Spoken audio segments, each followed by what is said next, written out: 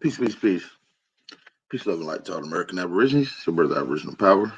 Hope everybody's having a blissful, blissful day. Hope everybody's having a blissful grand rising. First things first, make sure you hit that like button. Make sure you hit the subscribe button. Make sure you're able to hit the notification bell as well.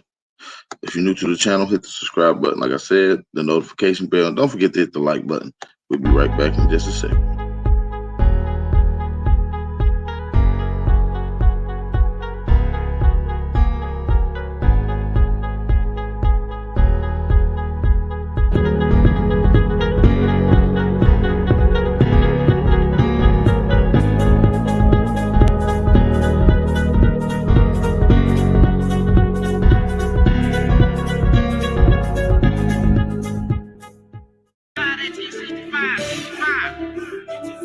Yeah.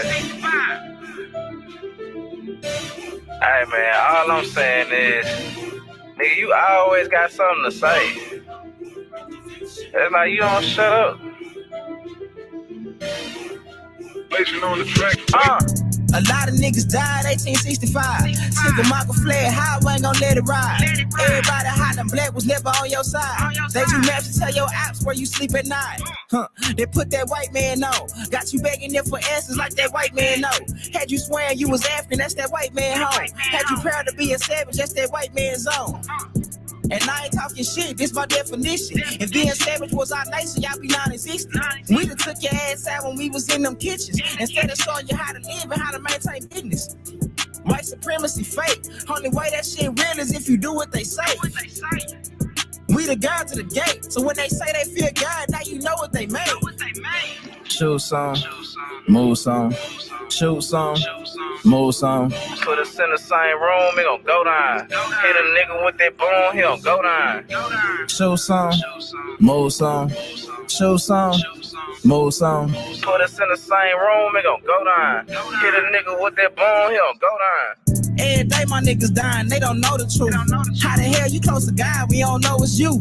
Yo, how the hell you supposed to survive, we don't know the shoot. He should've died, you let him slide, cause he look just like you. I tried to tell him all skin ain't kin. Everybody ain't your partner, everybody ain't your friend. How the hell they supposed to help when they the ones that put you in? They don't struggle how we struggle, they can't get it how we live. Can't be scared to die when we already dead. Either way, your life is stake, no matter how you play it. My higher self said we should choose remain godly. My lower want these motherfucking bodies. Infiltrate they circles like a motherfucking Audi. Take them to the south and put them down like OG Bobby. They don't want equality in this club, they want these problems. Killers right beside me, slab full of chicken mockers. Shoot some, move some, shoot some, move some. Put us in the same room, it gon' go down. Hit a nigga with that boom, he gon' go down. Shoot some, move some, shoot some, move some. Put us in the same room, it gon' go down. Hit a nigga with that boom, he gon' go down.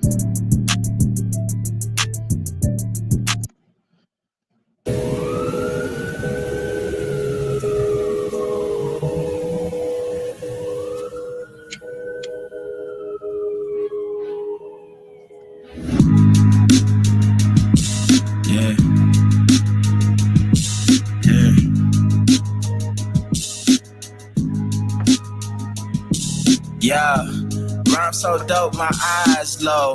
When you move like God, the time slow. I came back for the blacks and John Doe's. Crack open them land patents, let go of them townhomes.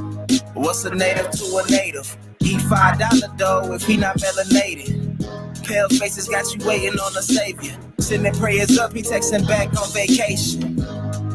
Yeah, God's children. Give all your praise to Jesus, but how God feeling? He say put no one before him in divine image. It's you with God of Christians. I got a vision, but niggas ain't gotta listen, so they don't. We came from the soil, wasn't fucking with no boats. Bible took our spirit, English potted on our homes. Tribal families turned on us, don't act like y'all don't know. But fuck them and they grudges. We was something turned to nothing.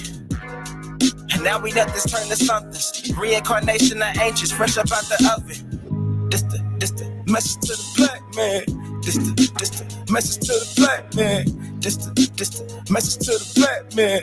This the message to the black man. Shooters on my roof, lawyers in the coop. We can never die, bitch, we bulletproof.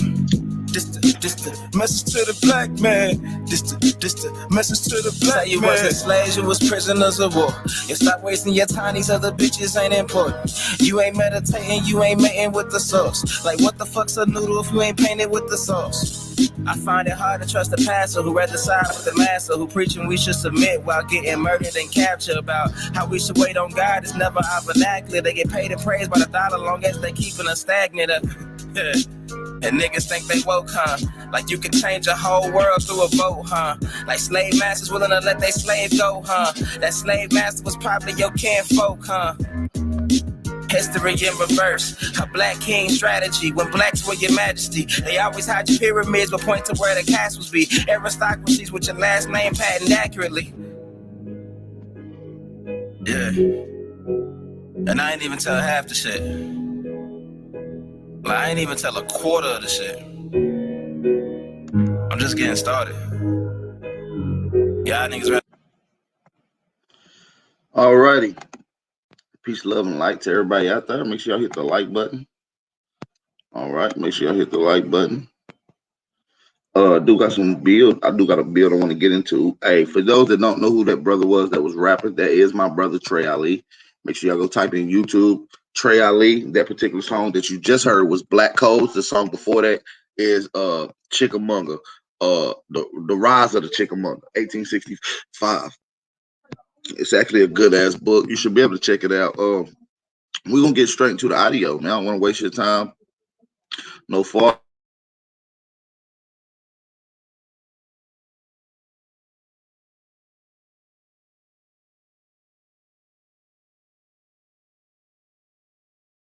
Oh, what the fuck are you guys even? Thank you to our good friends at Structure technology, Bitcoin, Dash, Digibyte, you name it. There's a lot of great cryptocurrencies out there that are saving lives in places like Venezuela. So we have to take notice of that. Is Bitcoin one of those? Bitcoin is the most adopted. It's utilized by millions of people, and it's saved a lot of lives as well. A lot of people that would be on the street today that are now millionaires living off of Bitcoin.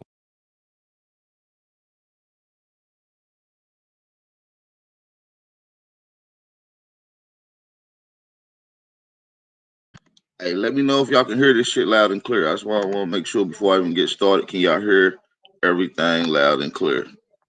Can y'all hear everything loud and clear? Bitcoin. And a lot of people in the independent media world live off of that after YouTube decided to fuck everyone and demonetize and start shadow banning everyone. I mean, Bitcoin has been a lifesaver to a lot of people in independent media. Do you see it? We've had guests on saying, "Oh, I see it at 100,000. I see it." Do you ever see those numbers getting that big? 100%. Oh yeah. I mean, in 2021, by the end of 2021, I would be surprised if it doesn't hit $100,000. You could take that to the bank. Not investment advice for legal reasons. We don't want your investment, goddamn ideas, honky. Get to this information like we asked you to do when we asked your ass to come here. Bear with me, you guys. Letting the thing pause up, freeze up. It's trying to buff. You know what's going on. Let me skip it up. Hey, make sure y'all hit the like button, man. We got 48 of the family of my cousins off in here. 54. We got 54 of the cousins, but we only got 40 likes. You see what I'm saying? We're missing like 13 likes, yo. So, you know what I mean? Go hit the like button real quick. Where does this journey begin before we get into the lost city of Atlanta? Like, you seem to be somebody who just likes to go where the action's at. We have a short life, and I look around and I see all these people that they'll call me crazy for doing it. Personally, I think everyone else is crazy. I'm the only one that's sane here trying to live my life. People live in little bubbles, especially Just need like 7 more likes, you guys. 7 more likes, and I won't keep stopping. I'll let it play. States, Canada, Britain, people live in bubbles, generally speaking, and they're afraid of what they don't know. And I was too, and so I faced it. It's like any of us, you get stage fright, you face it. And that's how I've always been. I was a musician when I was younger. I tried to be a child actor and all that kind of stuff. Failed miserably. Glad I did, for multiple reasons. But you fail and then you keep trying and then you face every fear you have. And one of my biggest fears was the notion of getting my head cut off. Hey, is the stream y'all messing up? You guys drop fire emojis and ones in the chat if you can hear and see everything loud and clear. Somebody said it's messing up. Let me know.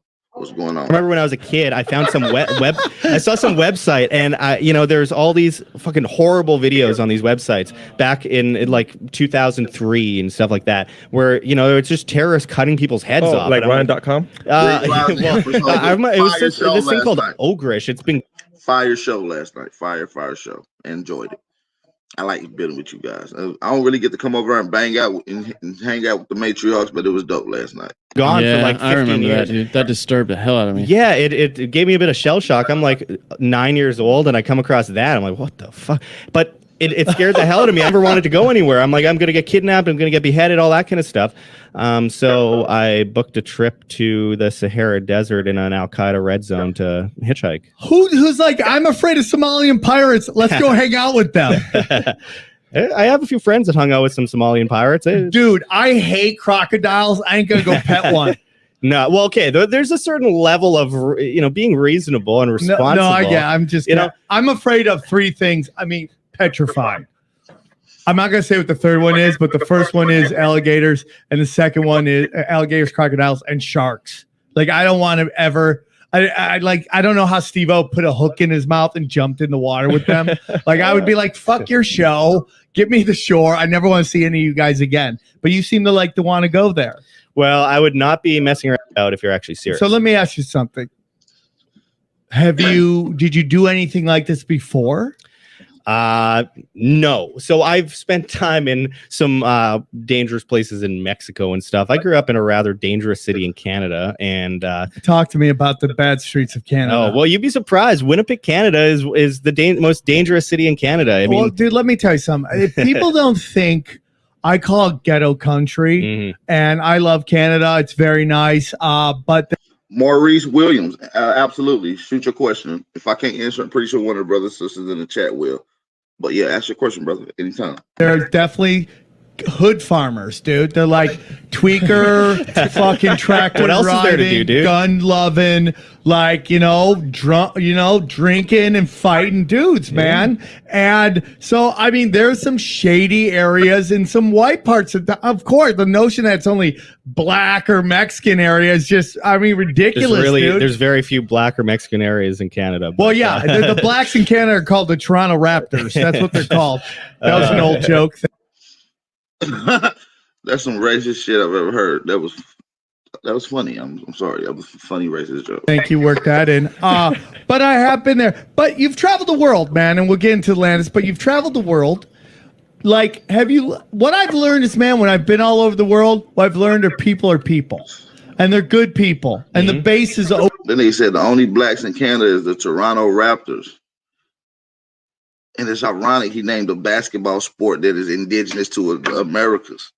Damn. Always good people. Yeah. It's like either the propaganda machine, the news, or the government's at the top that get us all to fight with each other. But they're all the same people. But on a base, like I was in Afghanistan, I did a USO, and we got to go, and they would have a market. You would go a controlled market where locals would come in and sell your local goods.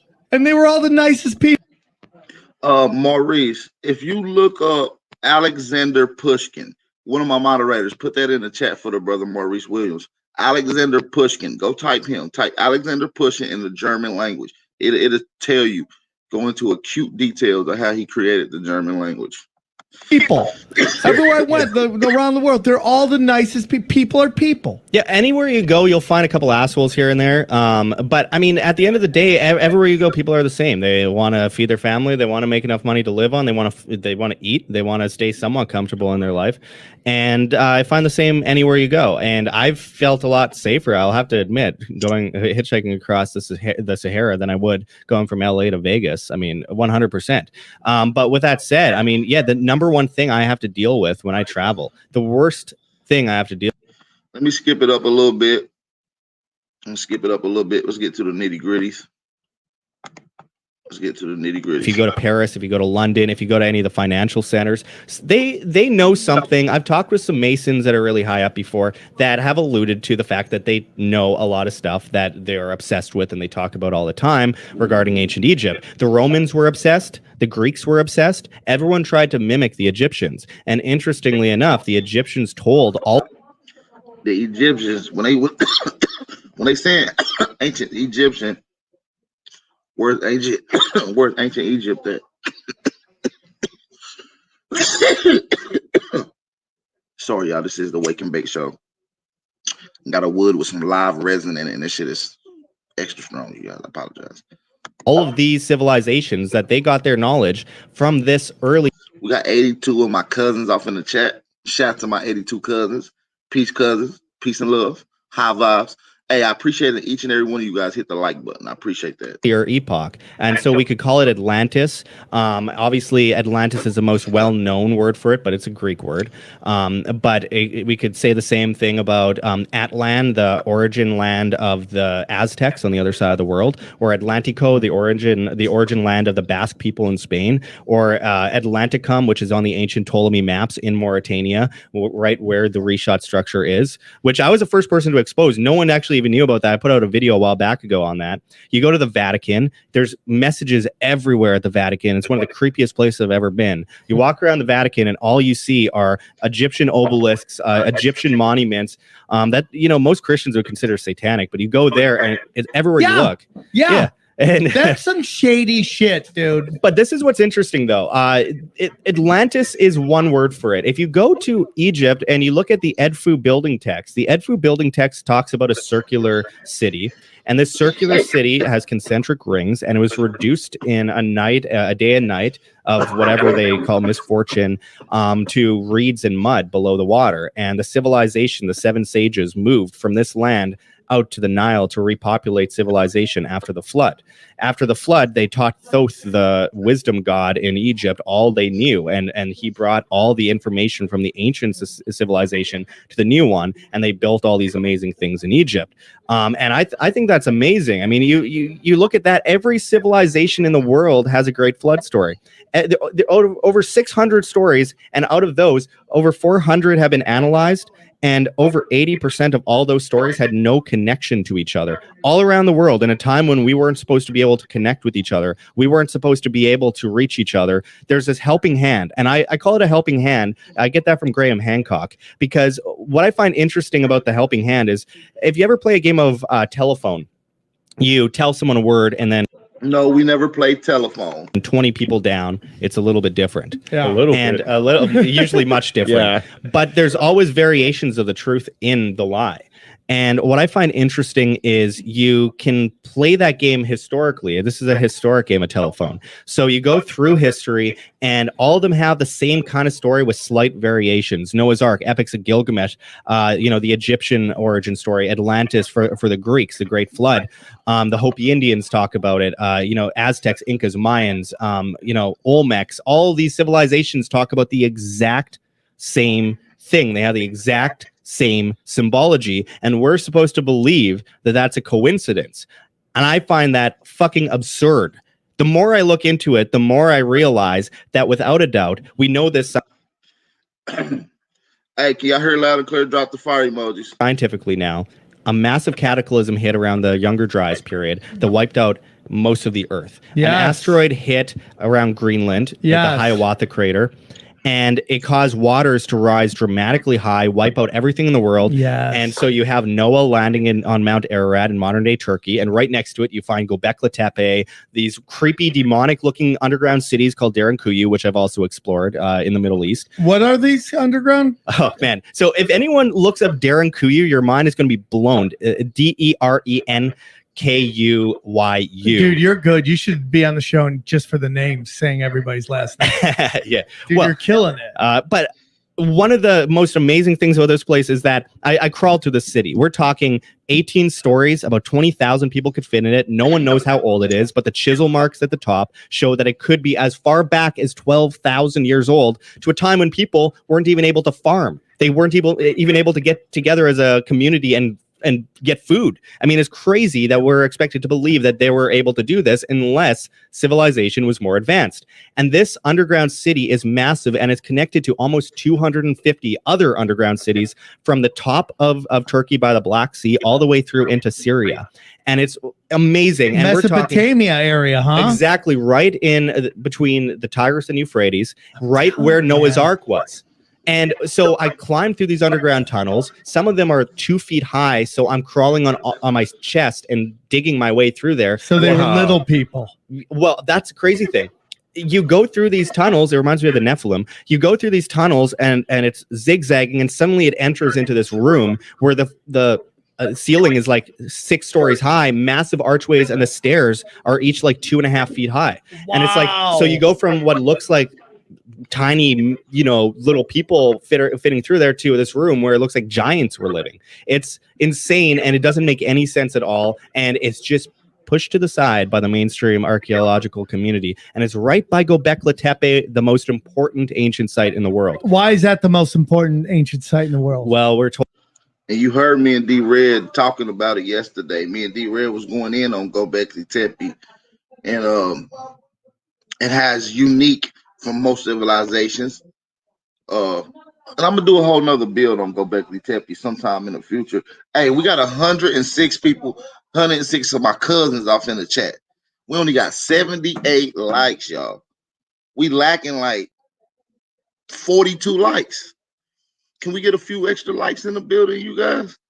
That's all I ask. We just got 112 of my cousins off in here. Can we get a few more likes and I'll continue this thing out? If we can get up to 110, we good.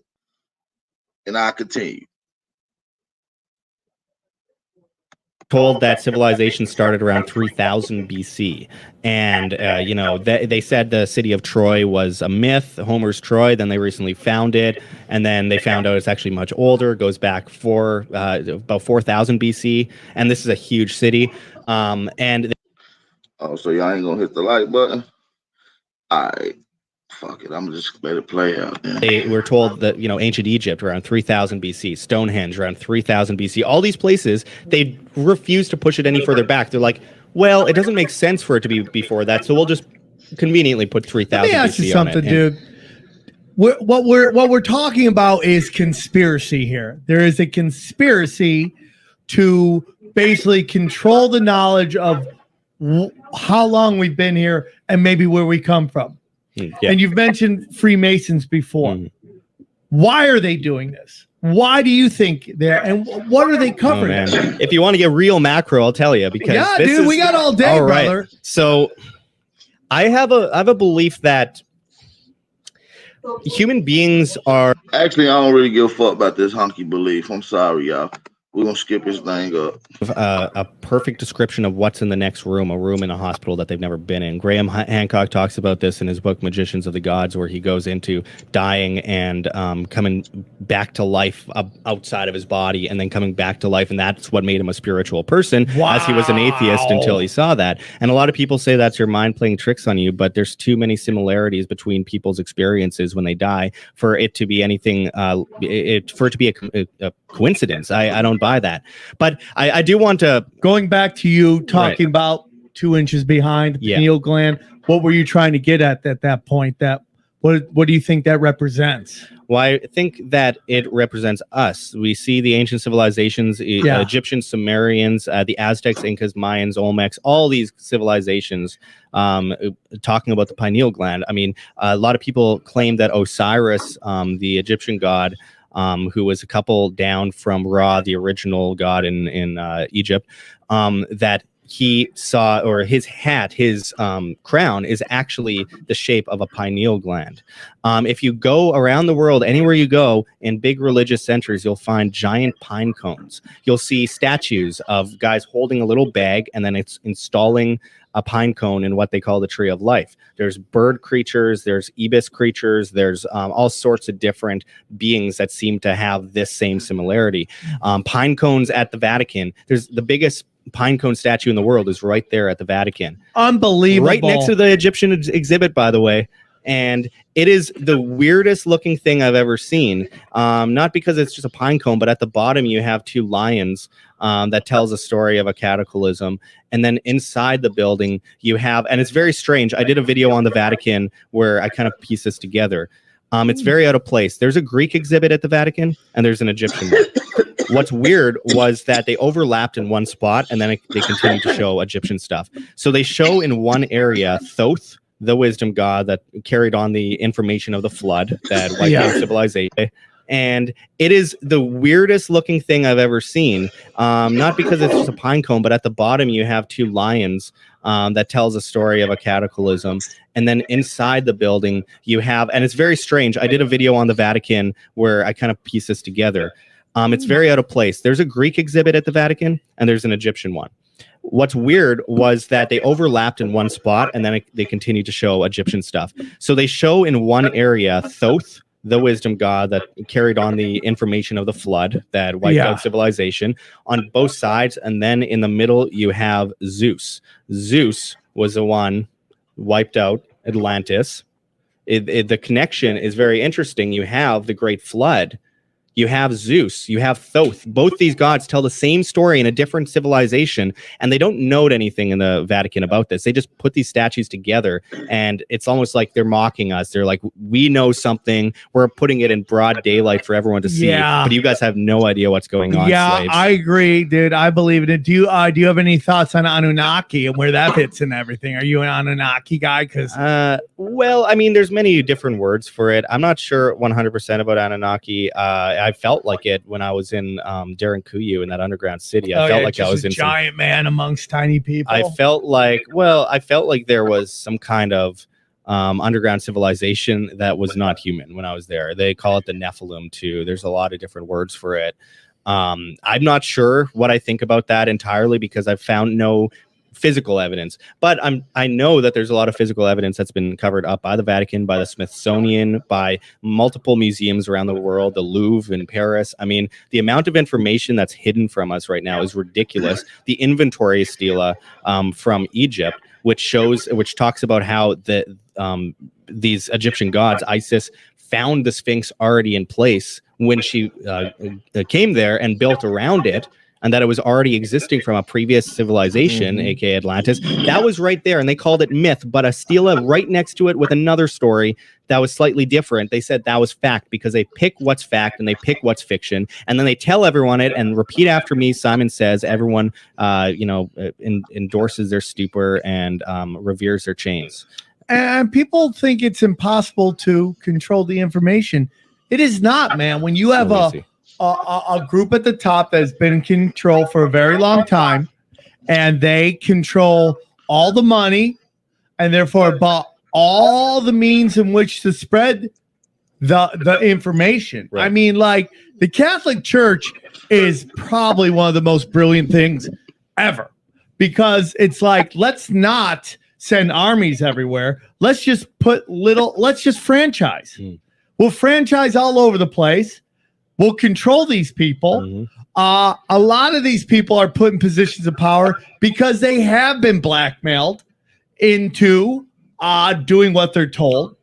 They have it on everybody at the highest levels. You don't get there unless they got something on you and you have something on them. Yeah. And they control the information, and they just and they control what we know, and they hide what we don't know. I was watching my back a lot when I was at the Vatican because I was simultaneously doing a report on how they found a bunch of bones of children under the Vatican recently. Yeah. And I went to go report on it, and I'm like outside in St. Peter's Square, right at the giant Egyptian obelisk. Again, here we go. One of the biggest obelisks in the world, put there by, I believe, Caligula. It's there, City of London and Washington, D.C. Now, I'm mistaken. Is it Washington, D.C., or is it where the UN is that the other... Well, they have obviously. Well, the Washington Monument is one thing. As for actual Egyptian obelisks, they have them in Rome, Paris. They have them in Turkey, in Istanbul. They have them in Greece, in Athens. They have them in New York City in Central Park, very hidden away. It was one of the first big monuments in Central Park. No one knows about it. It's deep in the bush, and they have an actual ancient Egyptian obelisk that was sent over from Egypt, standing right in the middle of Central Park.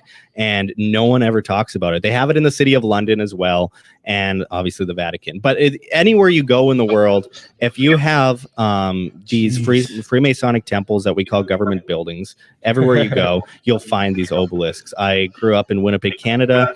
We have one of the biggest Freemasonic temples in the world, and it's our legislative building. And it's a giant building with an echo chamber with rooms that only the Queen's allowed in.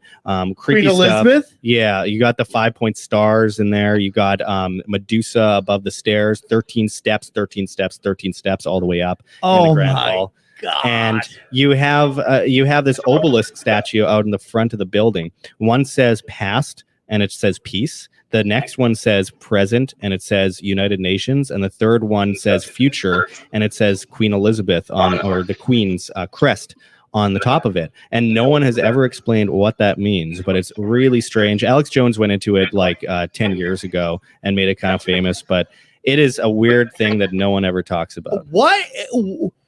Where is Queen Elizabeth in the power rankings, the hierarchy of the world? I mean, 13 families, Jesuits, the banking cabal, City of London. You know, it's like she can't just enter the City of London. There's a whole thing that goes on. She's not that powerful. She's controlled. I mean, she is basically part of a cult ritual. Her whole life is a ritual. And she's supposed to represent God, which is a blasphemy for anyone out there that might be Christian. The notion of Queen Elizabeth representing God while children get raped by her family members, and they cover things up on BBC and on ABC News, Disney, all those things. Oh yeah, and but she never quite got to the sea, which blows. It's previous to the dynastic Egyptians. It's previous to their whole civilization. The head was carved down later. This is all over just because they don't want to change old textbooks that are still old in high schools. Well, yeah, they don't want to change textbooks. They don't want to admit that literally every single. they don't want. I don't want to rewrite the books. They don't want to admit that they've been wrong. They've been looked at as. Or are they doing it on purpose? Are they? They don't want. They're purposely trying not to let us know how special we are. There's a group of people that's doing. They keep saying how special we are. Ain't no we. Your ass wasn't even around. These honkies wasn't even around, G. I hate when they keep saying we, us. That I 100%, but I also know I don't think all obviously most archaeologists aren't part of a cover up. I mean, not willingly anyway. They're just stubborn. They don't want to ruin their career. They worked hard. They worked years to become what they are, and now if they come out and talk about this stuff, their career is destroyed. Look at Robert Schoch. Dr. Robert Schoch is a geologist. And he essentially blew the lid off of the Sphinx. The Sphinx was said to have been built around, the 2500 BC, around that period.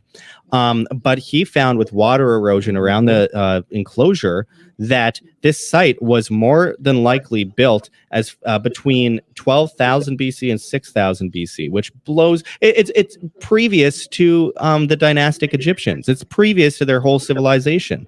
The head was carved down later. It was repaired around the time of 2500 BC. But is that something that you do if it was brand new? They put bricks on it. You could see water erosion all around the enclosure. And it was shocking. He went to the American Geological Society. He got a standing ovation. He got awards for it. And everyone ignored him and called him crazy.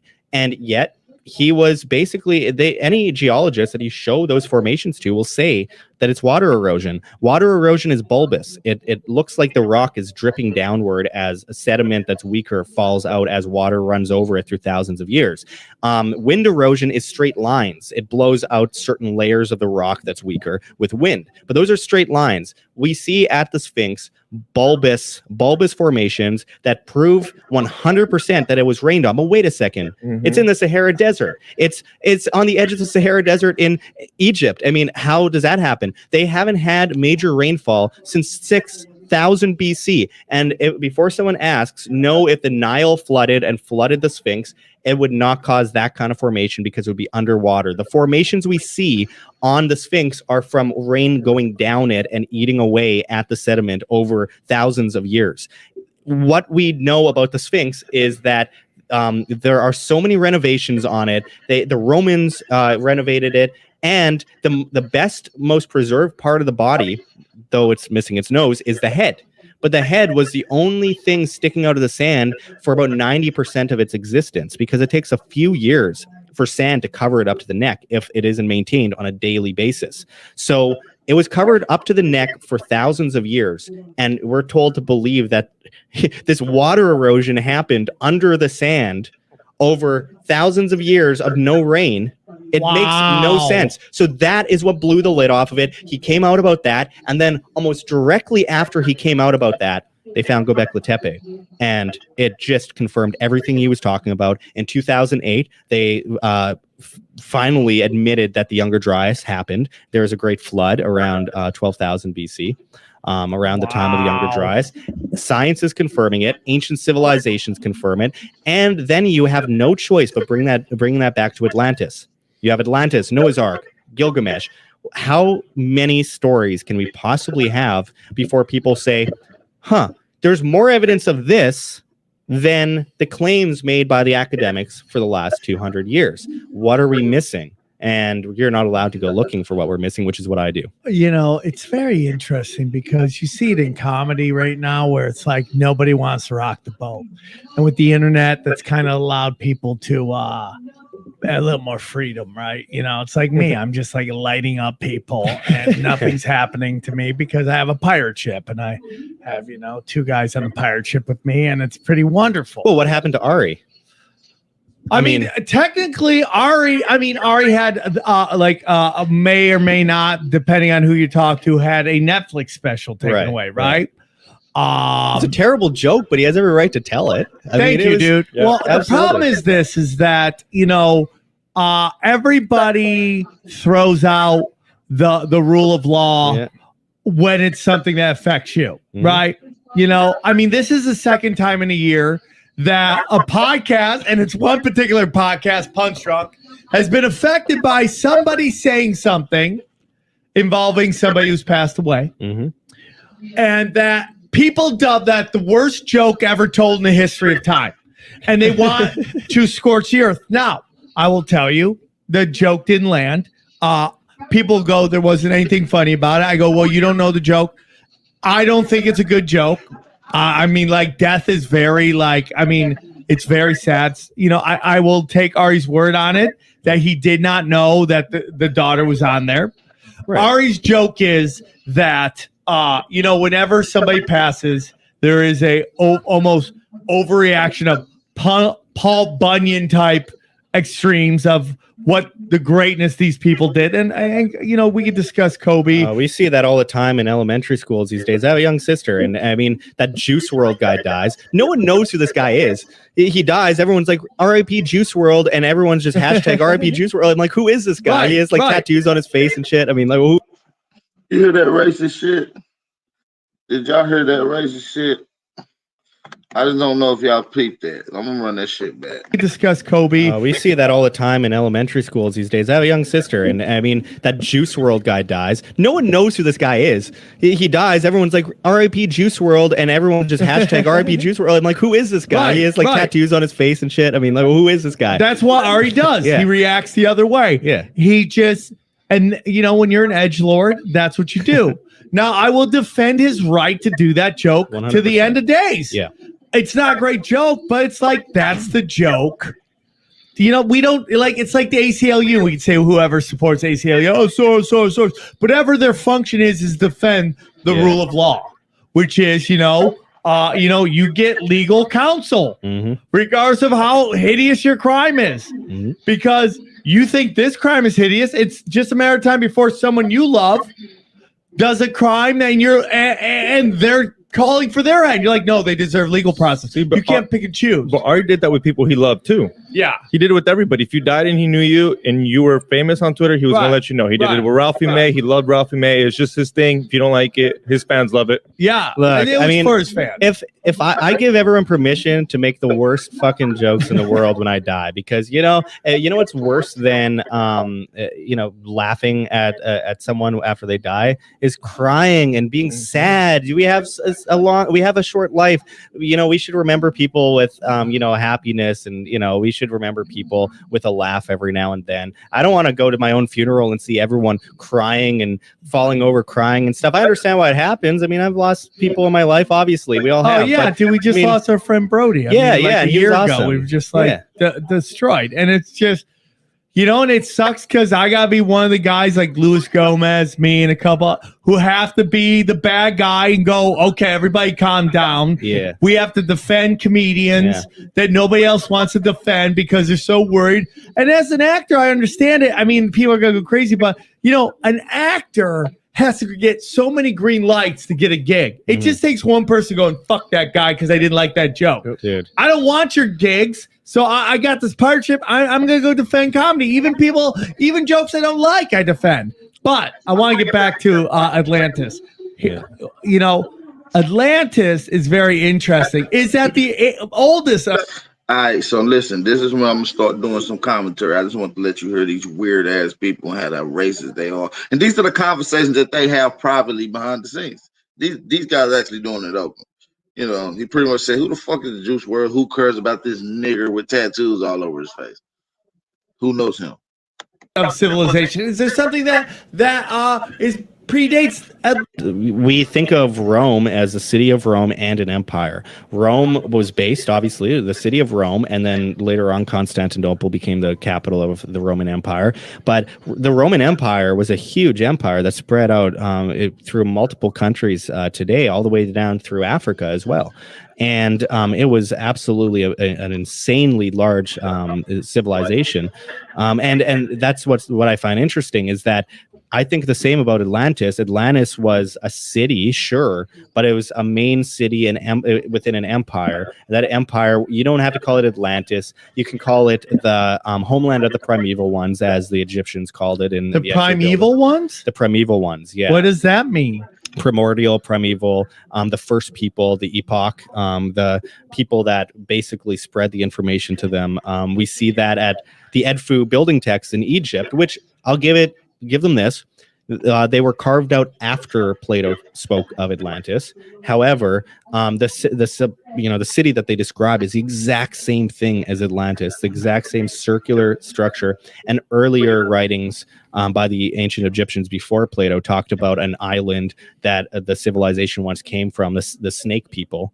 And these snake people, who are the snake? Are they the reptilians? Yeah. Well, I don't know about. So the snake people, better known as the Snake Dynasty, is pre-classic Mayan.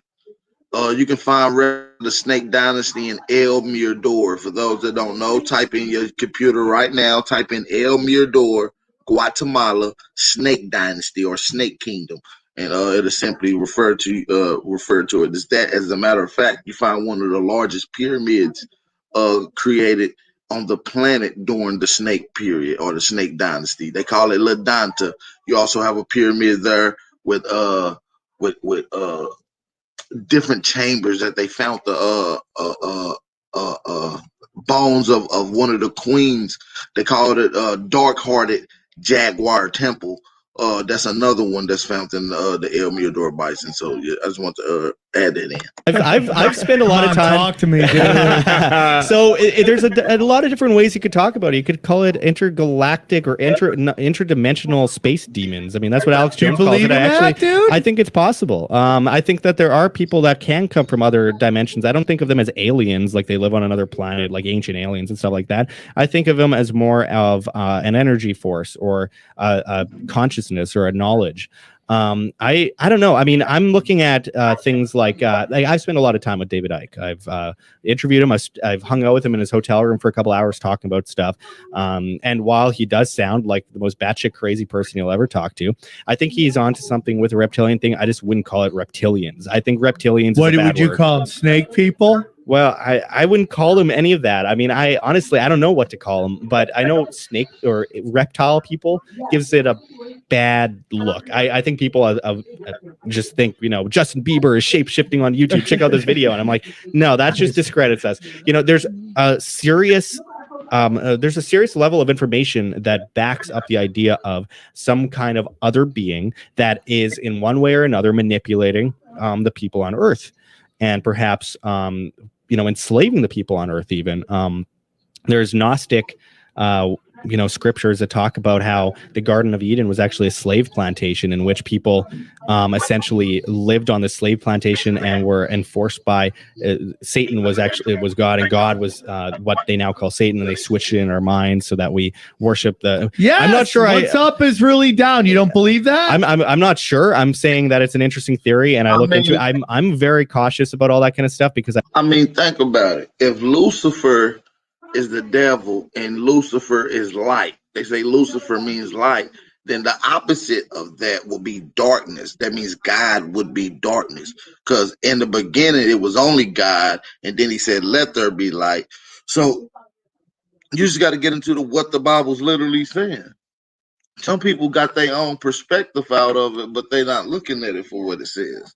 I also know that there are certain people out there that have been trying to manipulate our minds to be very anti-Christian over the last several decades. Everyone has this gut Are you Christian? impulse. I'm not, but everyone has a gut impulse. If you walk into a room and you see a picture of Jesus on the wall, the first thing is to like scoff, like, what do you believe in Jesus or something? And the guy will be like, well, I just think he was a cool guy. And then you have to think, well, why did I have that reaction? What's been ingrained in my brain to have that initial just gut reaction every time I see something like that? That is very interesting. And I agree with that. What we've had discussions on who Jesus was, what all that, but if you believe in Jesus, believe in that, whatever makes you a good person. But again, this goes back to them, this group of people, whoever they are, the 13 families who made a deal with these demons in another realm. Whatever it is, they want us not to know how special we are. Well, and the Catholic Church is good at that. Well, they're part of it. The Jesuits, the 13 families, and the international banking cabal, they're all part of this thing. They don't want us to know how old we are. They don't want us to know whatever we live on, whether it's a round ball, and we're not getting into flat earth, a round ball, believe whatever you want. I hope it's flat just for the chaos, okay? Well, we only use 80% of our brain. We have to remember that we are underprivileged as far as the use of our brain. We could be a lot smarter than we are, and there's something that's stopping us from utilizing that naturally. But the Catholic Church worships a lot of these. Hey, I kind of want to pause it right here and get into the other half of the video from yesterday. If y'all remember the video from yesterday, we was about to get into Rome. I just want to let y'all hear that how they hide in underwater civilizations. They're lying about who we are and what we have. Hold on just a second. Let me get this ready.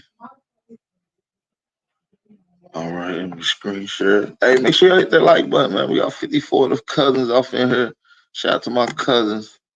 They're popping out. How y'all feeling?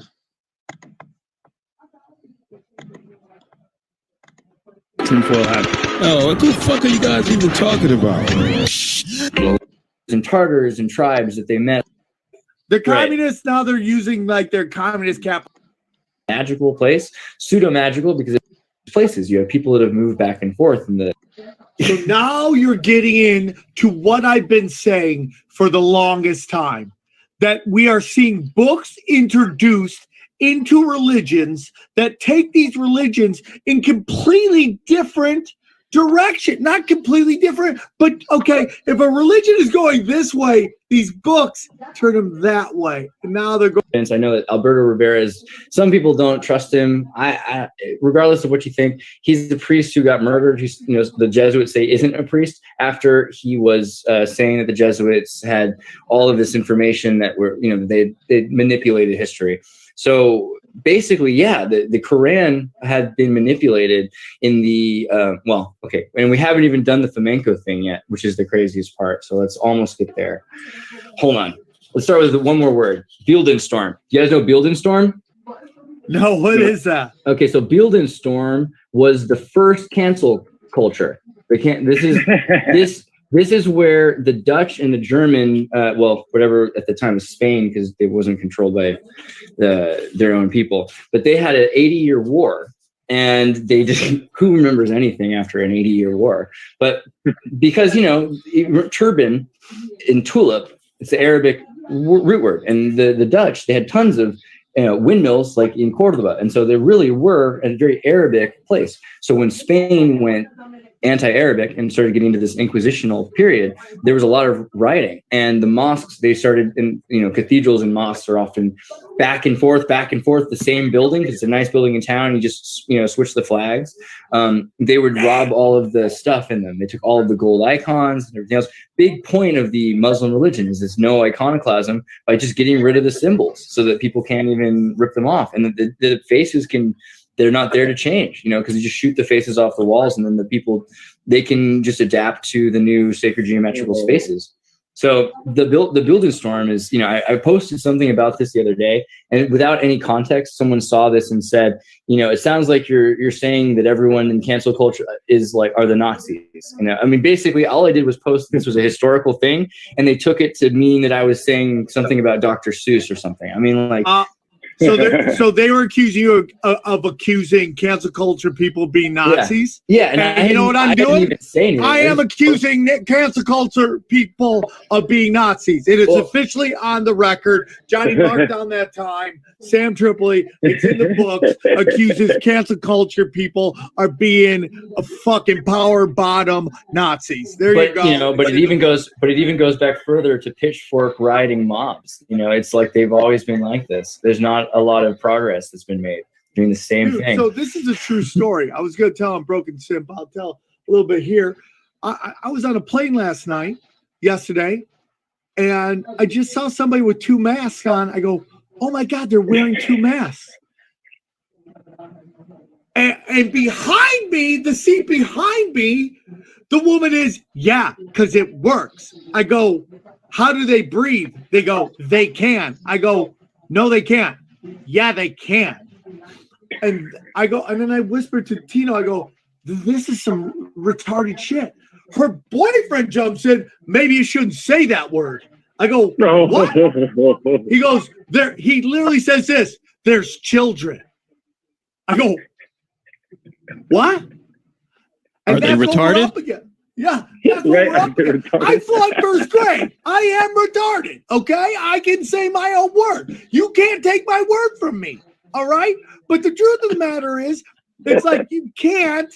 Dude, they're not gonna have to grab us and throw us in the camps. We'll gleefully fucking twerk all the way into there. That's what we're gonna do. Well, what you do is you just say, you're right. And then when they hand you the peanuts, you take off your mask for the rest of the flight and eat 1 peanut for every 30 seconds or a minute. Yeah, I was thinking about that. That's what I do. Well, okay. So then we got Napoleon has the Treaty of Tilsit with Alexander. And so this is where the Russian king and Napoleon, actually, if you can see that picture, it's a picture of the dude, they're kissing, man.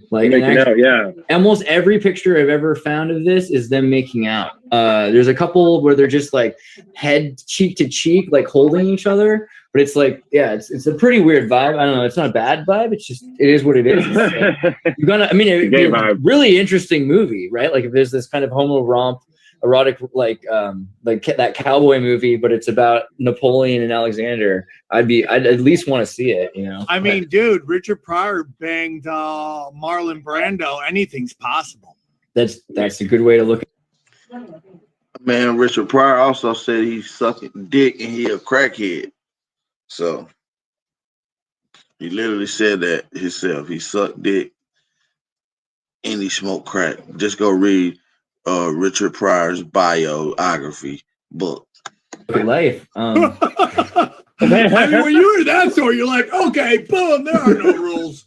Yeah, well, it's a visual that's hard to get out of your head, Now you can't stop seeing it. But yeah, so basically you've got the beginning of this period is in 1812, and the whole world by World War II has forgotten most of this, but into the 1870s, you have holdoffs. So you have the Tartar state, actually, of Tartarian revival of Tatarstan that happens in the 1870s in northwest China. And so, but by World War II, that's when the Spanish flu happens. And it kind of feels like there's some biological warfare there because it wipes out 100 million people after they bring American soldiers on trains with chickens. They get kind of an avian flu, and then they export it, and so it comes from the United States. And so this allows for the wiping out of, you have to imagine millions and millions of people. That includes specific families, and so these families that are running things like in Manchuria or in northwest China even, they're all completely replaced. And so the iconoclastic period, like you're mentioning in China, is really interesting because you lose all the royal families, you lose the original writing systems, you develop a new simplified writing system. They burn all the old books. They start introducing new books they say are the old books. And the idea that China is anything like what China was 100 years ago or 500 years ago, God, is laughable because it's ethnically too. It's one dominant. Like I do a joke about, it's an ethno-state.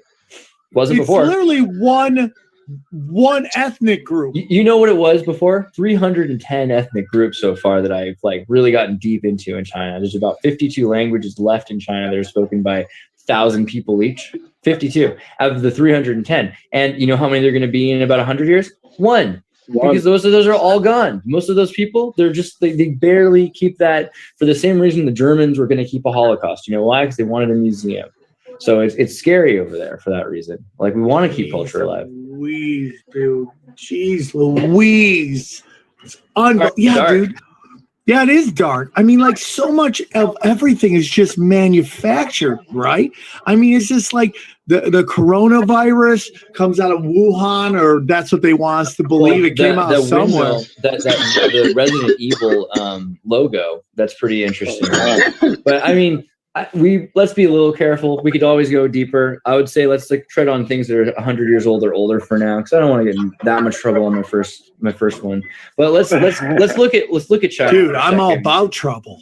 Oh, don't get me wrong, but let's extend it. Okay. By the time we get there, let's do a little foreplay before we get to anal. That's what you're saying. Okay. Yeah, we just talked about the Spanish flu. I mean, the Spanish flu is a great analogy for what's going on today, right? It's 1919 versus 2019, or 1920 versus 2020. Is 100 years later, but it's basically the same thing happened. You know why we had a prohibition? It wasn't because it's really the alcohol. They closed down the bars because they were worried about the flu. They closed down schools. They closed down society. Yeah, in 1919, when the Great Influenza happened, they closed down society and put everyone in masks, just like they did today. I mean, it's a playbook. Do you know the guy who was in charge of the medical commission looks exactly like Fauci? You have to see the guy literally looks like a clone, like some Matrix deja vu.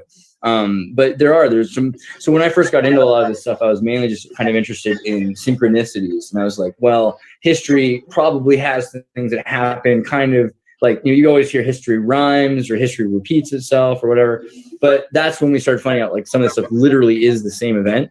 But it doesn't always have to be. I mean, so with China, you have literally the same thing that's happened today. Like they're completely forcing everyone. Yeah, there you go. Look at this. Oh my God. Right. I mean, and so this is the kind of thing that we're going through where there's kind of a playbook that they're using. Okay, so in terms of China, you want to do the rimming of it, like as you say. There's the Chinese ghost cities. Is that what you can consider foreplay, rimming? I wanted to sound classy, but let's. I don't even want to know what second base is to you, dude. Which is very interesting, dude. I mean, go on. How about those giant cities that have no one living in them yet, right? So China built these huge ghost cities for whatever's going to come next, right? So what is that plan? Is that just for the Chinese ethno-state? Well, considering how the New World Economic Forum is working with China, I don't think so. I think that's why they're not working directly with Russia as much. Russia already has a reduced population. So it's kind of easy to imagine how they can control that huge amount of space. And even if they were to completely remove the Russian people, which, there obviously have been implements headed towards, but Putin's done a pretty good job of kind of protecting it. And they have organics. Like they're doing the right thing in certain respects to try to keep their population at least sustainable. But China is not. And so we're headed towards a point where it could easily be expats from all over the world that end up in these new Chinese cities that are designed for whatever comes next. I think that's what's interesting to me about the Tartarian reset is that we look back and, there's plenty of evidence of Tartaria. We always look at society as being, this is the highest point in history.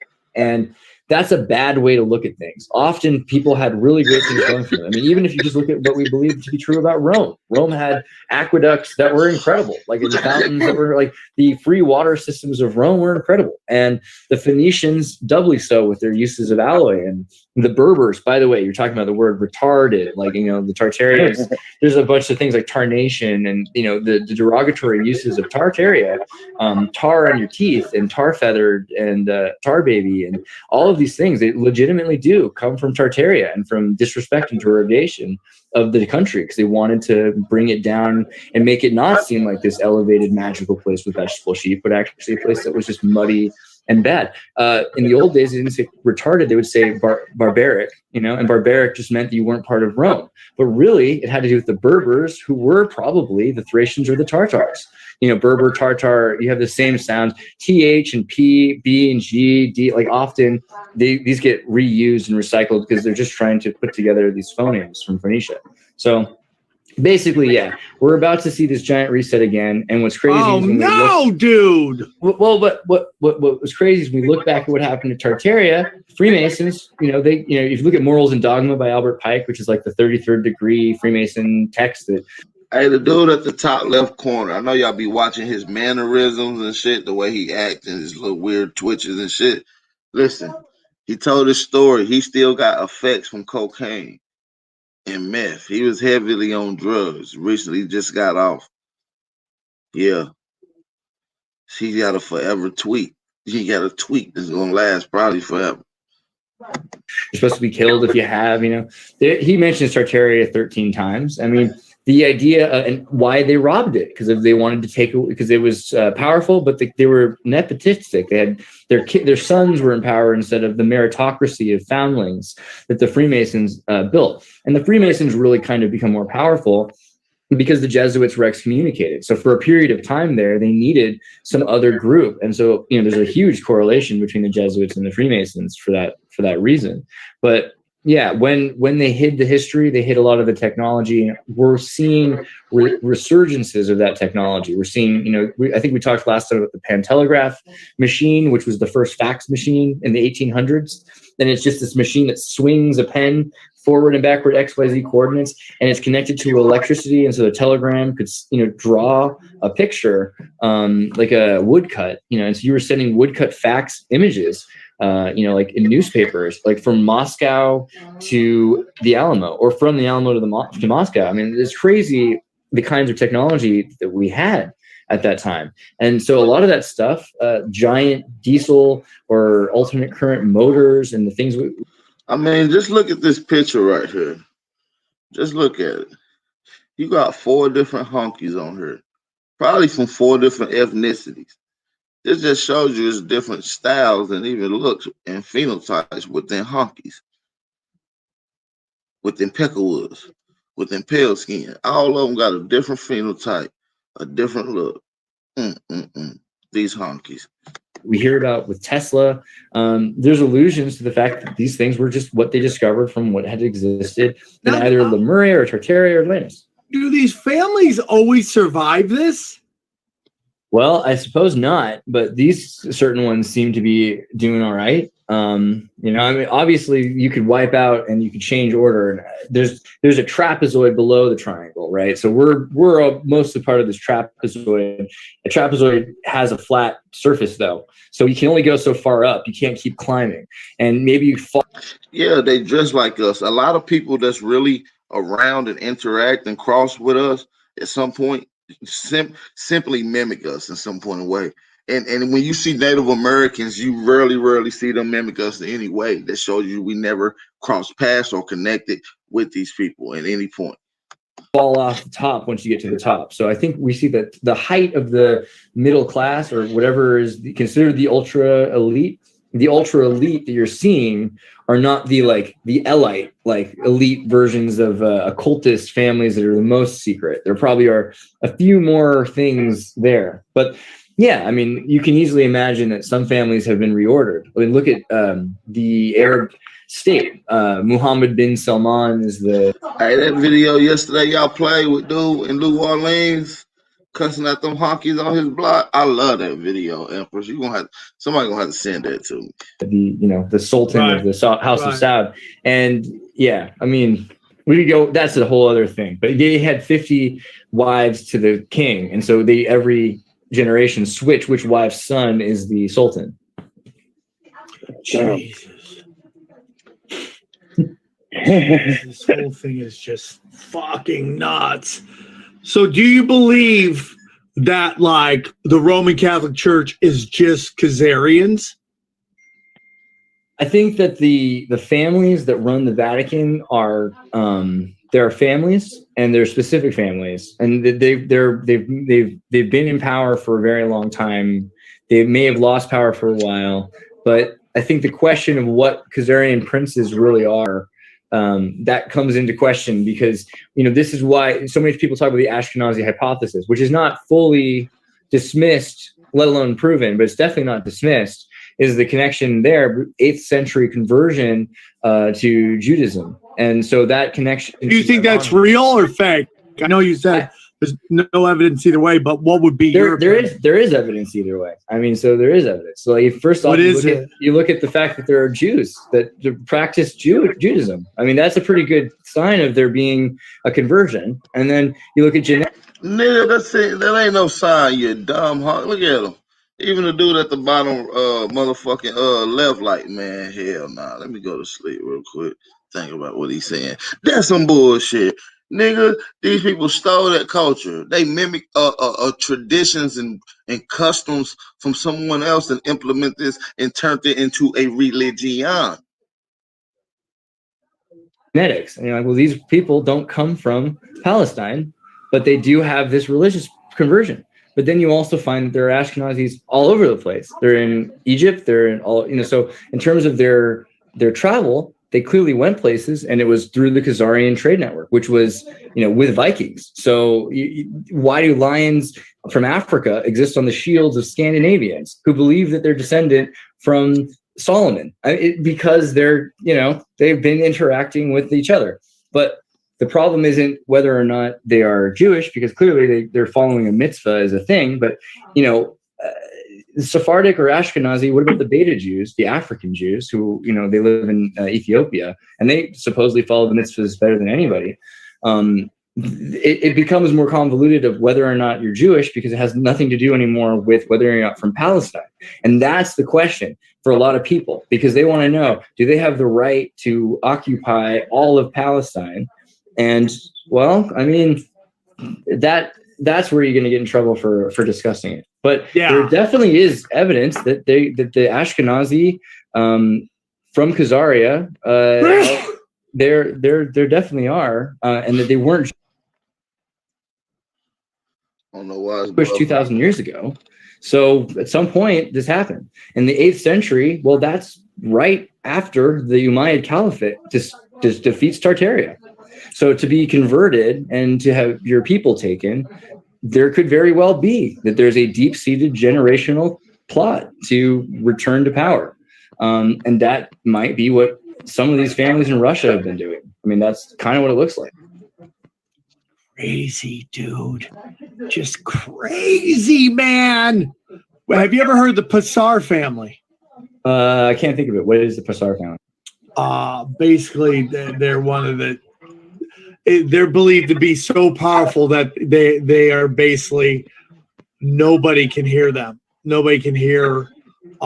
they don't get listed anywhere. They own everything. So was it Marie Antoinette that got beheaded? Yeah, she did. Her son, I believe, is David, right? David was put under Freemason control, from what I've been told. The Freemasons, right? So somebody snuck them out and switched him with his special needs brother or cousin, right? They switched him out, snuck him to England, where King David, I believe it was, whoever's the king was that day, put him under his control, and then sent him to the United States with a butt ton of money and gave him 50,000 acres and a shit ton of money. And supposedly the Passar family is the one that at one point owned everything, and supposedly, after generations, they lost their power, and the Rothschilds took over. And there's this whole belief that the CFR is just basically a trust of the Pissar family wealth and corporations. It's PAYSEUR family, and it's like super deep. A lot of people don't, when they have children, they don't even get social security numbers. They're completely and utterly off the grid. We've done some episodes on it, and the funniest thing is I'm looking at this right now. Yeah, this sounds just about exactly what I believe. But the idea of the 13 families in general, right? That there's supposed to be 13 families. Yeah, what's the whole thing? Well, so one of them, according to this thing that I just found looking at the Pissars, is that they are one of the 13 families. But the 13 families are supposed to be descended from the 13 tribes, right? And so the 13 tribes, we hear it in biblical terms a lot, but this is the fun thing. We have Christianity, Islam, Judaism. This is crusade kind of war. They all believe in the same God, and right, so it's really kind of a civil war. It's a religious civil war, and they believe that there's this ISIS. Christianity and Islam is one and the same because they both believe in Allah. I said Christianity and Islam is one and the same because they both believe in Allah. And I don't mean like Allah, I mean like a lie. They believe in a lie. Elohim, Israel. Bars. Kind of concoction that gives power to the specific line and lineage, and that's the order of Melchizedek. You have the Aaronic priesthood. The Mormons use this idea of right, and the royal families. They all think the only reason they can do anything is because they're descended from these specific bloodlines. You go to most countries, there are a few people that run it. There are a few families. You go to Chile, there's 13 families. You go to parts of Uganda, there's going to be 13 families. And you go to different parts of Russia. Basically, it comes down to 12 or 13 families. So sometimes one or two is removed because of something weird that's happened that's made them public. But that's my idea of that pyramid above the trapezoid. That there are some people that they don't want you to ever to know about. It's King Louis the Eighth, I believe. I like King Louis the 13th. He smoked good. If anybody ever smoked some of that King Louis the 13th, that shit blowing. And his son was, I believe, he snuck out by a doctor. It's so interesting, dude. I mean, and it's interesting how that kind of ties to that Moses story. It's very similar to the biblical Moses story. So Freemasons do this a lot, this idea of foundlings, and it makes you, it gets back into the idea of the Jesuit hierarchy of, can you just be the sons and fathers in this liberation theology?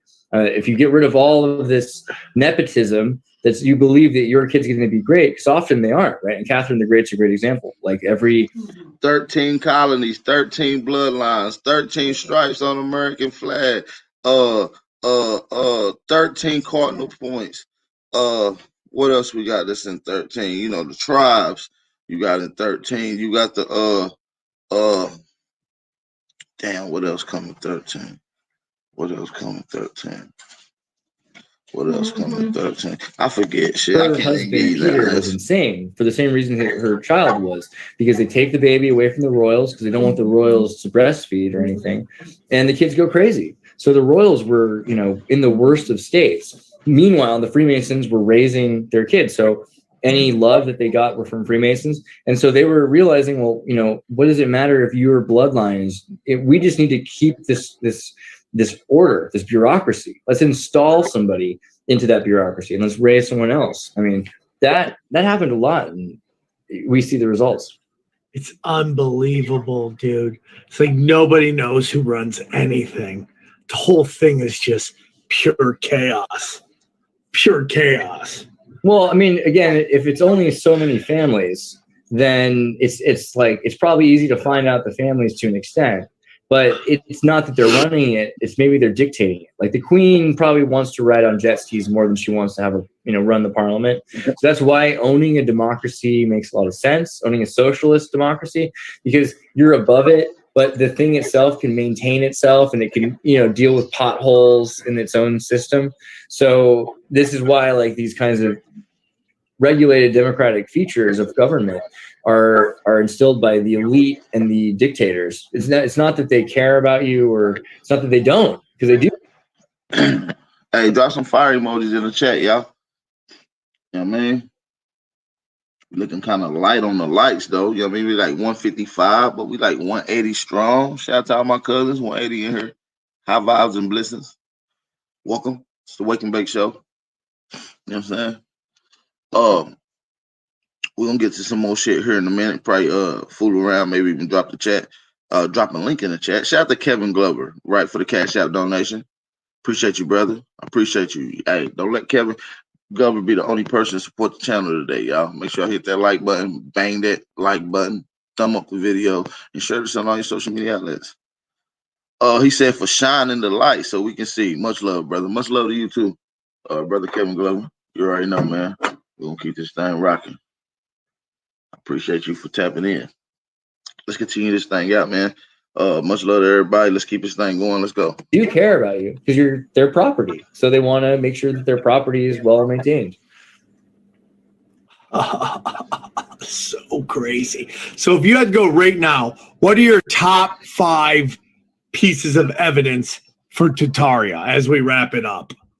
Okay, well, let's say Bellum Tartaricum, pretty good book. The documented struggles through Tartary by by priest Martin Martinus is a pretty good look into like some of the first adventures into Tartaria. Check out like any atlas made by Mercator. Like obviously Tartaria is written on all of them. And yeah, like again, like even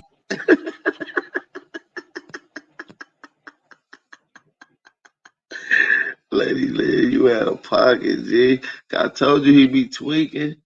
He be tweaking. Ian Fleming writing about his trips to Tartary. Like how recent is that we're hearing about Tartaria all the time? It's actually kind of funny to me that we live in a world where we have to corroborate like lost libraries and burnt down books. For me, it's like Tartaria is pretty obviously like it's on maps, it's in history books. You can look it up and find it exists. The questions become what are the evidences of how high of a civilization it are?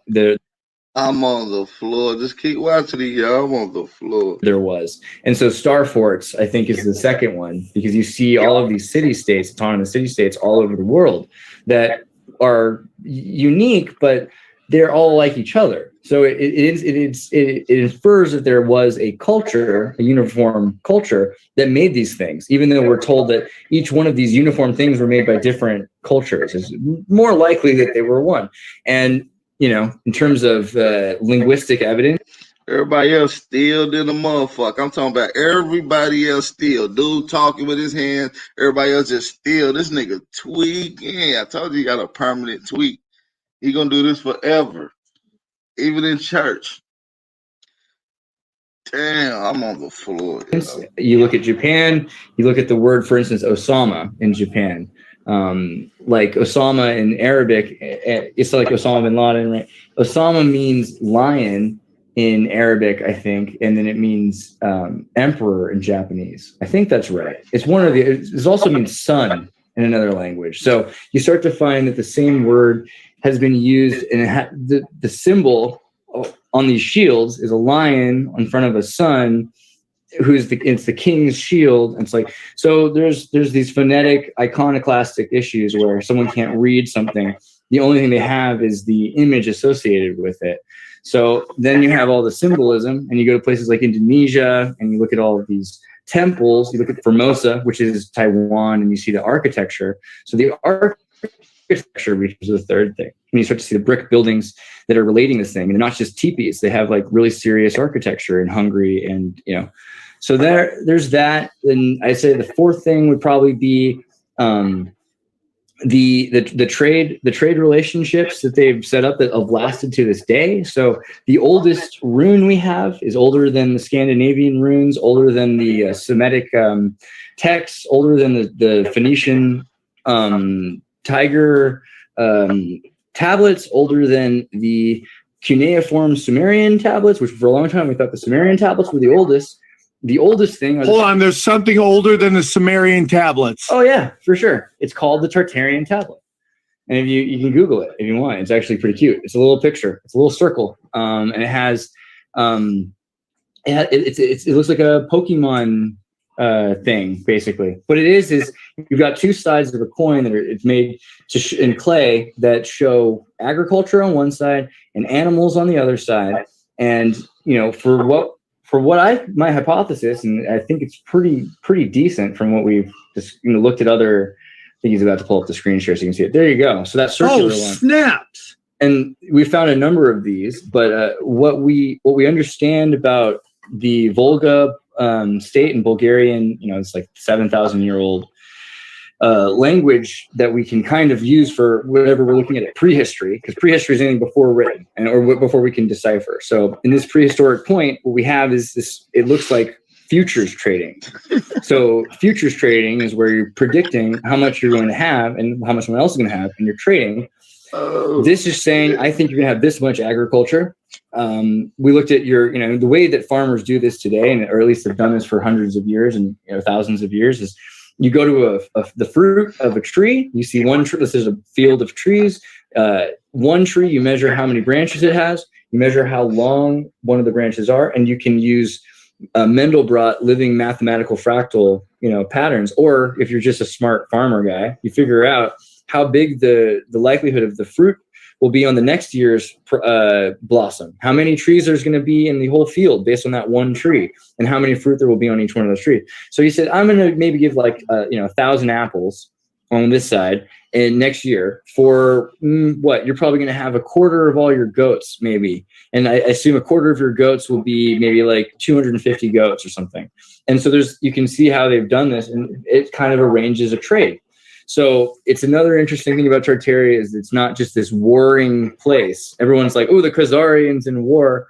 It's more that the Tartarians before the Khazar kings, were all about interacting with people to build up this commerce and have a bigger commercial enterprise.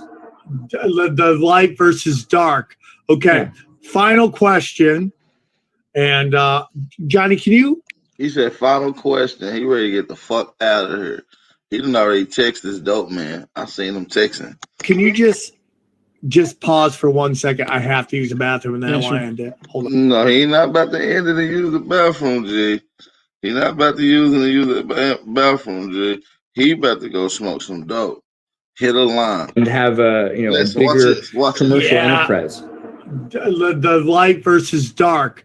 Okay. Final question.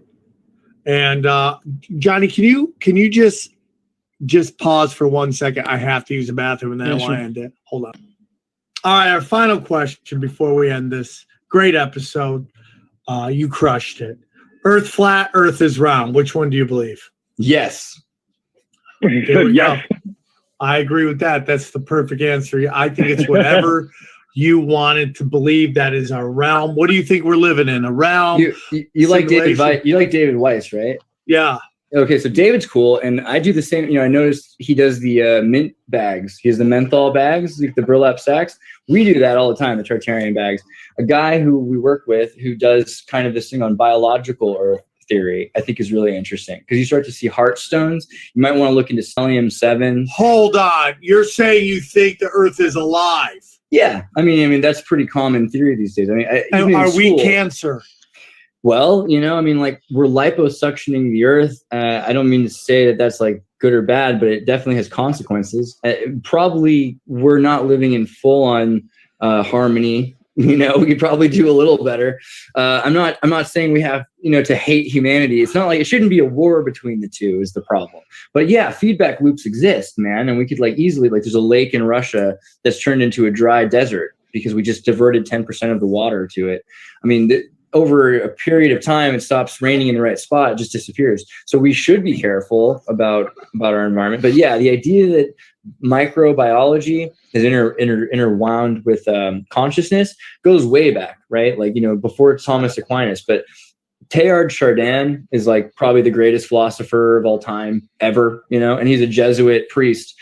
He started out as a geologist in France, and he looked at jade and diamond and rock, and he's like, dang, like, this is crazy. Like, how does an atom and another atom meet and make something, and not just something, but something so awesome, like glass? Like, this is crazy, like precious stone, jade's not just dust and dirt.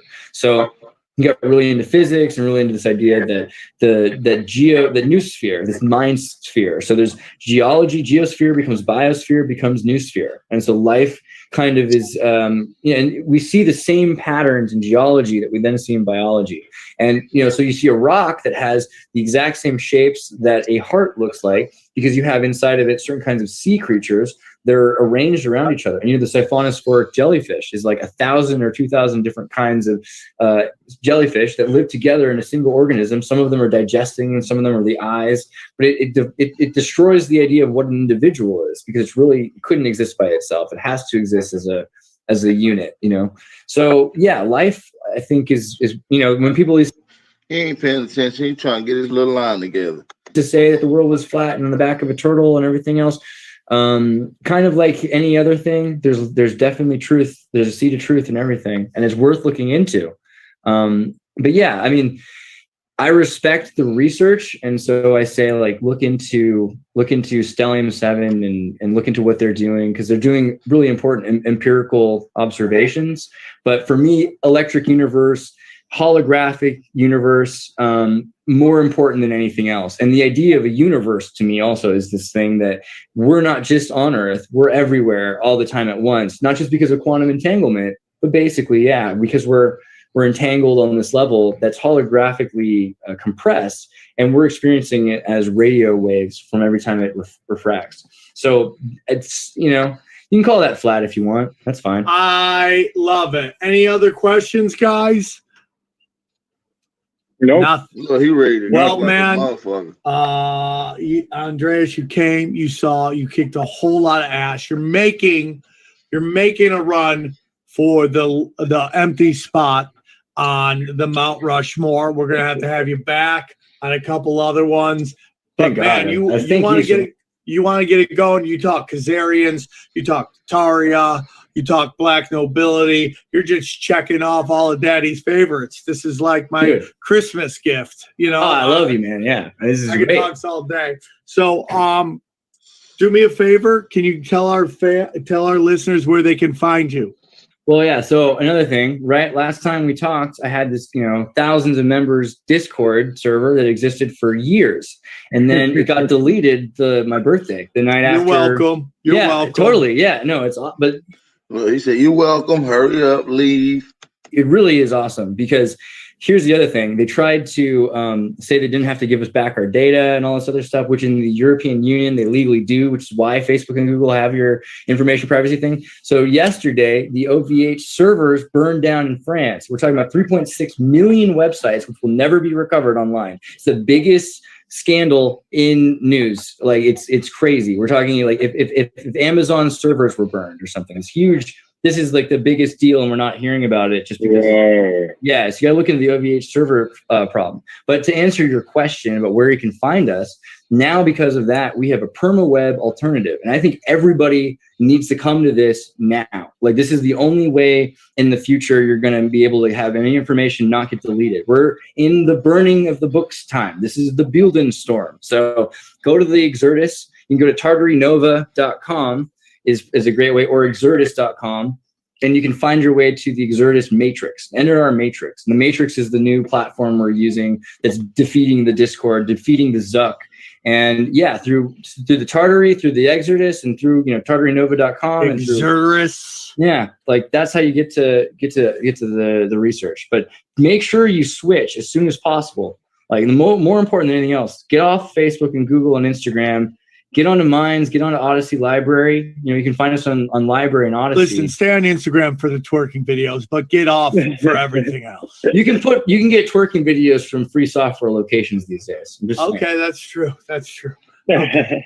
The girls are trying. They have babies to feed. Exercise. Make your own twerking videos. That's Make what I'm your saying. Get out there. That should be a new T-shirt. Make your own twerking. I'm gonna laser that right after this. Thank There they go with the gay jokes. They love them gay jokes. you for the advice. Laser. Andreas, you came, you saw, you kicked a whole lot of ass. Thank you so much You for are having me. welcome back. Anytime you think you have something else you want to talk Dude, to we us can about. cover anything, anytime. We only did, you know, we should probably do the 1800s. We should probably do the 1600s. But dude, like, man, next time we should go a little longer. Dude, like, fuck that. Let me get my shit together. I need a hit. Fires, London. We probably got to do the actual Crimean, Tartar, Armenian genocide. Like, cause we I'm all about that. Actually. Yeah, we could do that stuff in a politically correct way. Like, trust me. I think it's important that we get that Do you information. ever come out to LA? Or are you still out there? Yeah. I mean, my family's from Santa Cruz, and I lived in Camarillo's, where my mom's from. I'm all over the place, so I'll definitely come. Aren't you gonna go? You said you want. All right, that's the end of that video. That shit funny. That shit calling his ass like, oh, what you gonna do? Hey, what you gonna do? Yeah, that shit was tweaking in his background, in his ear. Yeah, that coon, the little coon off of the show Them. Yeah, was like skinny and grinning. Go get that shit, boy. Mass ain't gonna know. Hey, so what you gonna do? I'll be on the floor. Y'all stupid as hell. I can't fuck with y'all today. Hey, I hope y'all enjoy the build though, real shit though. Hope y'all enjoy the build. Drop some fire emojis if y'all can hear me loud and clear.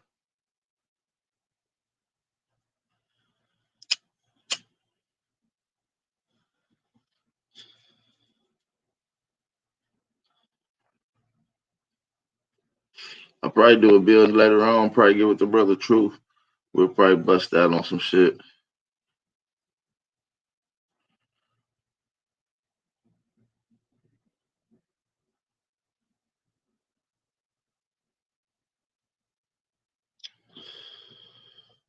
Hey, like I said, peace and blessings, man.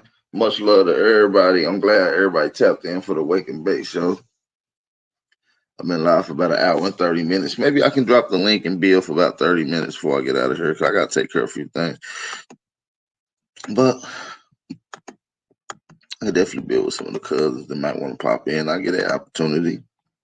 Shout out to all my cousins. I know how these Wake and Bake bills go, man. I know how they go. You know what I mean? I just like to give y'all something to get up and vibe to. You know what I mean? Probably get with the brother Truth, put something together. I'm waiting on D-Red to hit me up. I reached out to a couple other pen albums to see if I can smoke some. Y'all know what it is.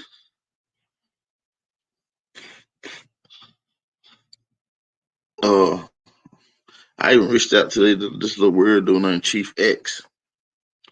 Some little weird dude named Chief X. I was gonna smoke his ass.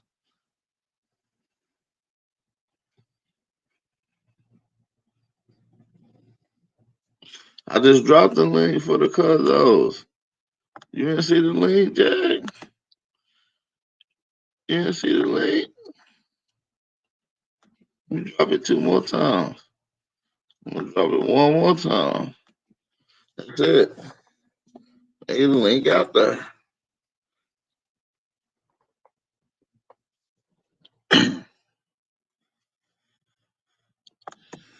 So the link out there. So what you gonna do? Don't be scared now, boy. Mass ain't gonna know you on here with old Aboriginal power.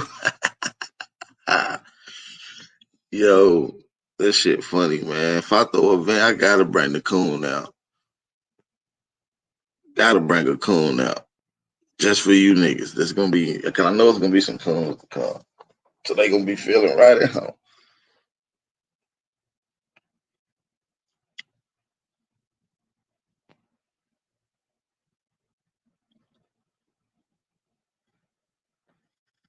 Well, I dropped the link in the chat. Ain't none of the cuzos pop on.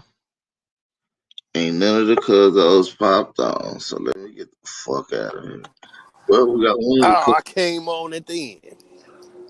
So we got one of the cuzos up on here. What's up? We got Black Lotus up in this thing. What up, Black Lotus? oh man, all is good, man. Peace, brother. It's good to be on here. Love with the build you did today. Yeah, man. You know, we gotta get them wake and bake bills, man. You never know where they gonna go, man. They can go from any range, man. They got 360-degree angling around this motherfucker. You never know which way it's gonna go. You understand? But I'm today it driving, was so like, I'm already messing up. yeah, it was like 6 o'clock today. It was straight like 6. You know what I'm saying? But it was fire. We're gonna probably get into a little more informational build later on. Just a couple brothers want to get some shit out. So yeah, man, what you got going on, Black Lotus? Oh man, I've been breaking down. Actually, that's been one of my researches lately. Has been studying the Tartar stuff. This is like a field of research that I've been in. I divested about 10 years into. Hey, we need to get together and get on this and get on it. Cause I've been doing quite a bit of research on Tartaria and I think they got a lot of that in reverse too because uh it's only two places that Tartaria had what they call located spots. Russia, and I'm not gonna disclose the other spot.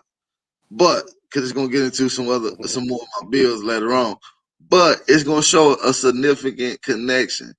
A lot of people don't know about the Russians coming to California in the 1800s, during the height of a lot of these wars, coming to New York in the 1800s, Tennessee in the 1800s, Maine in the 1800s. So these are the things that I like to kind of want to get into and kind of usurp and connect this Tartaria shit. But hey, we need to get together and build because I want to see what you got. I know you got some shit. Oh yeah, my last video. I just put out a video about the Russian ones. Shit, on your channel? Hirsch, on my Matthew Craig channel. The Hirsch and the Rothschilds bringing them over here, and from the Golden Horde to the travelings with the Hirsch and Rothschild. It's very interesting. Yeah, that's dope. That's dope. I'm definitely gonna have to look into it. Yeah, Tartaria was still thriving up to the 1800s. That's right. Oh, flourishing. But you can get a lot of the remnants by looking up the world fairs and looking to the cities that are made of mud. I don't want to say too much because you said I'm not going to disclaim to what you say now. I don't want to say too much, but you already know the world fairs. Yeah, buddy. That's why I keep telling people World War II. World War II was a huge cover up, clean up, and destruction. And it was a strictly deployed to get rid of shit. But I saw the books Hitler had burned. We can get into a lot of deep information about that. What's going on, Jonesy? Peace to the guys in the chat. What you got going on, bro? Shit, I heard trying to get a little work done, going in off that live last night. Uncle had to let them niggas know. Who did? I'm down there in Louisiana. That was my uncle that B. See, I didn't even know that. I didn't get to hear who was No, B, who was on the video, the Lyrica and Chief last night. Yeah. I like that video. I definitely like that video. That video was dope. That video. Yeah, that video is dope. I like how he went in. He said, "You little hoe, fuck you, hoe." Fuck you, ho. He said you slave Miss Daisy driving bitch, ho. Ho. Oh damn. I gotta I see love that. that video, G. That shit had me hype as hell.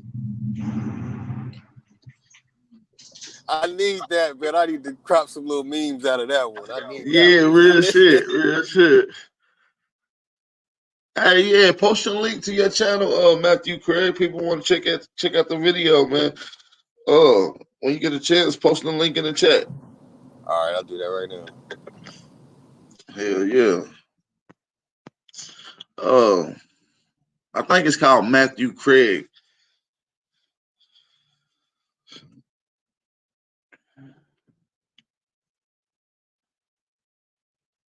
But shit, man, my bad. How y'all feeling, man? You know what I mean? What y'all got going on, man? You got something special, some new information to bring through, something you want to build on, brother Chief Jones. What's up with it, my G?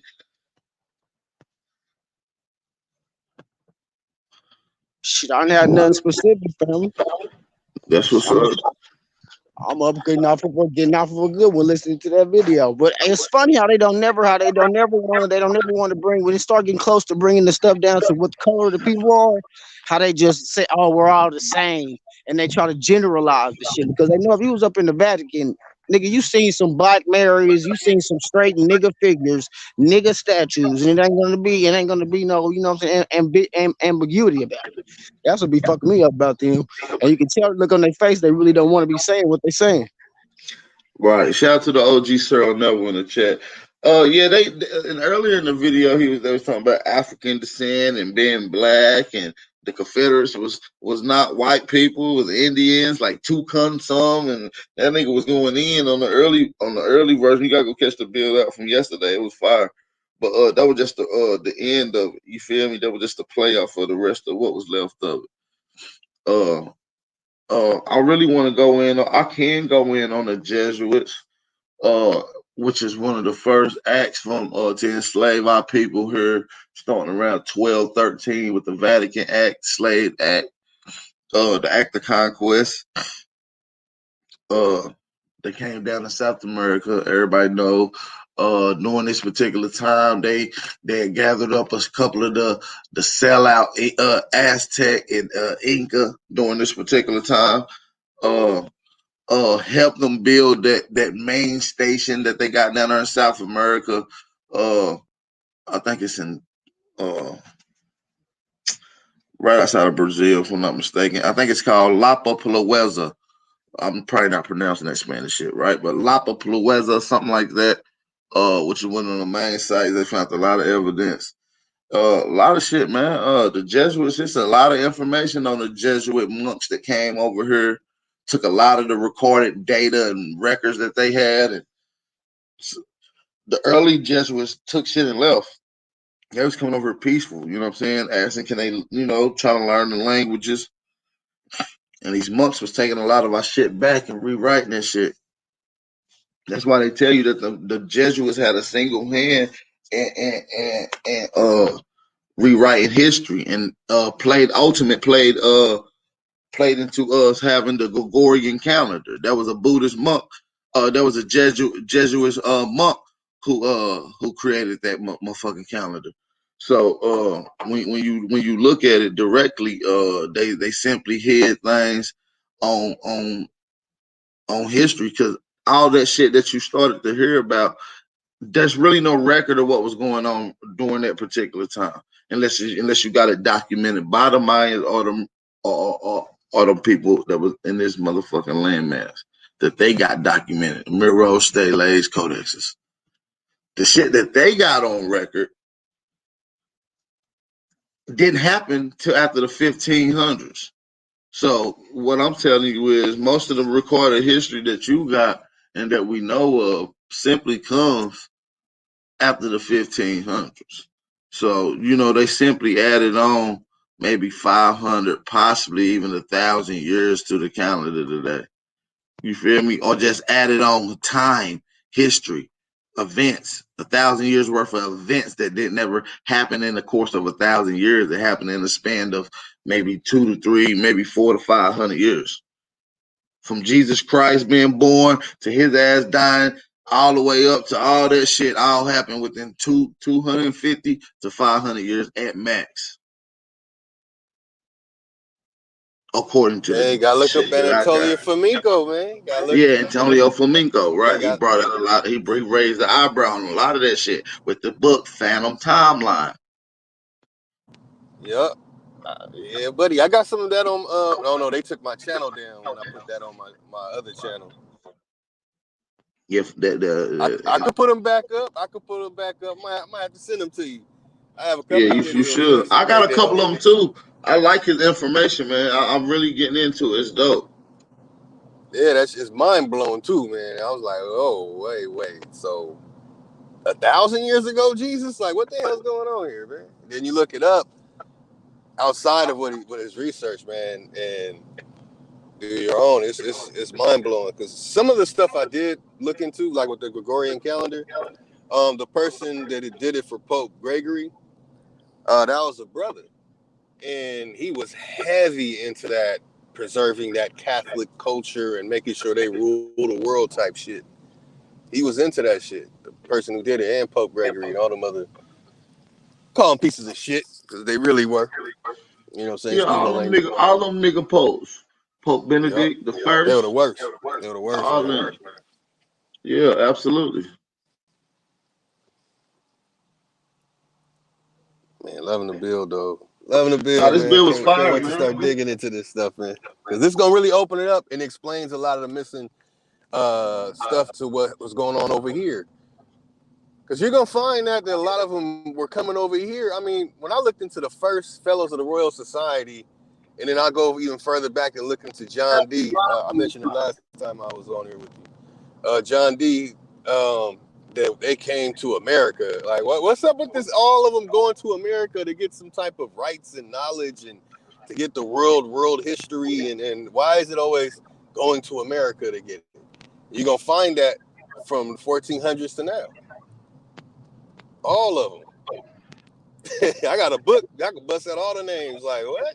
He went to America. What's going on with that? But it's something deeper than I thought. When it comes to hardline. It's something deeper than I thought. You know, I'm researching this stuff now. Connected to the Tartar situation too. There's something going on with this Tartar situation because when you look it up, you'll see Hillary Clinton picture on her. That already raised a flag for me if you look on Wikipedia. But when you dig even deeper in, like they were mentioning about the Turkic, the Oguk Turk and the Kaghanate, man, me and IMU, we did a thing on that like 5 years ago about the albino wars. We called it the albino wars. Hold on. Hey, AP, y'all talking about the Tartarians, right? So I got a bunch of videos and shit that I saved up about the Tartarians. So I just went to go look into them. I just found the knockout blow for you for with laying that away, Mr. Make You wait. You feel me?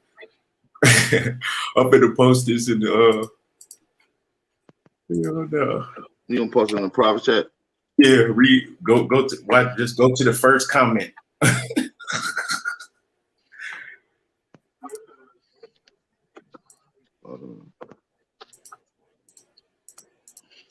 That's the debate.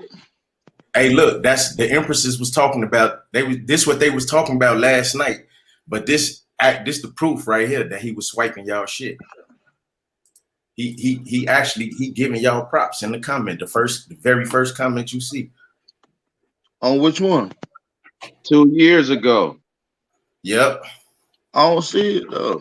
It says so many things were mentioned in this video. I admit that I did not know the format of this conversation, but I was attempting to make a point and I was repeatedly cut off by the visitors.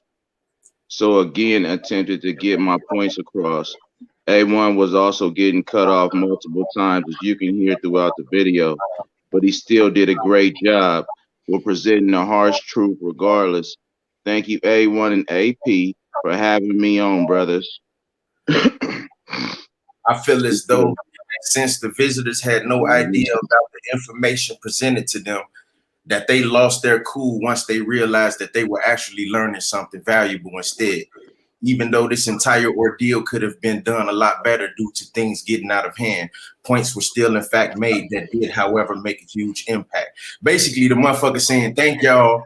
He said he didn't know, he said he knew about the shit, but he didn't understand basically what he was reading. Reading and comprehending what you're reading is two totally different things.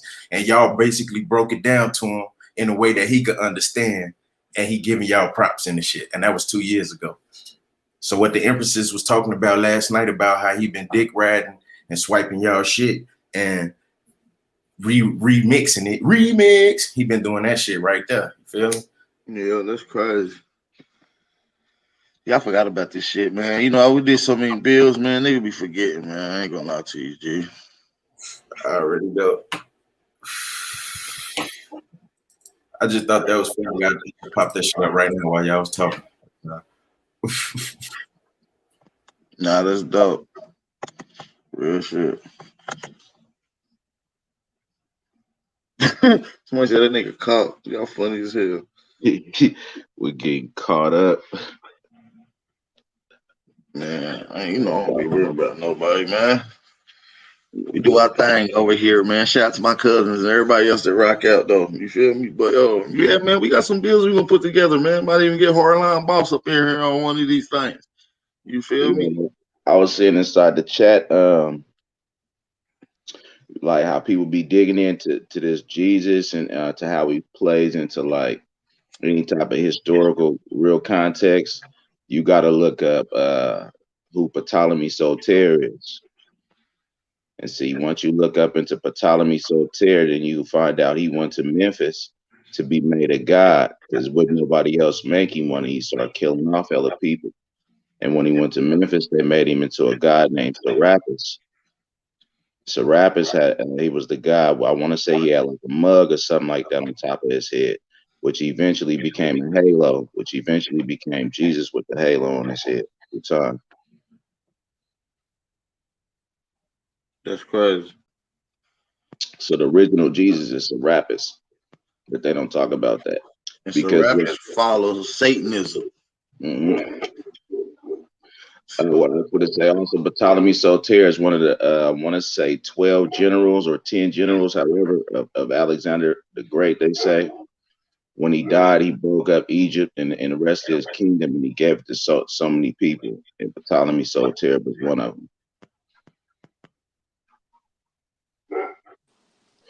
I don't want to be consensual, but you got to look into Anatolia Flamenco. Once you do, you're going to find out those dates and those places and locations are a little off and intentionally off by those You're gonna hear that they just repeat shit too over and over and over and over and over and over.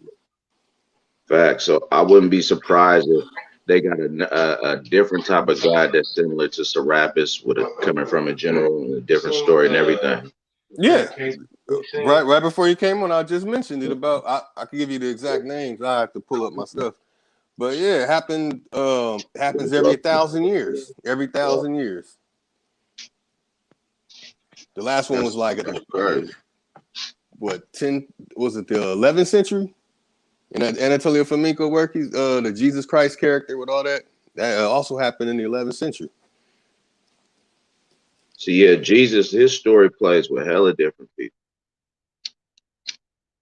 I want to say it's like 10 other people who got the same similar story as Jesus in different cultures and civilizations.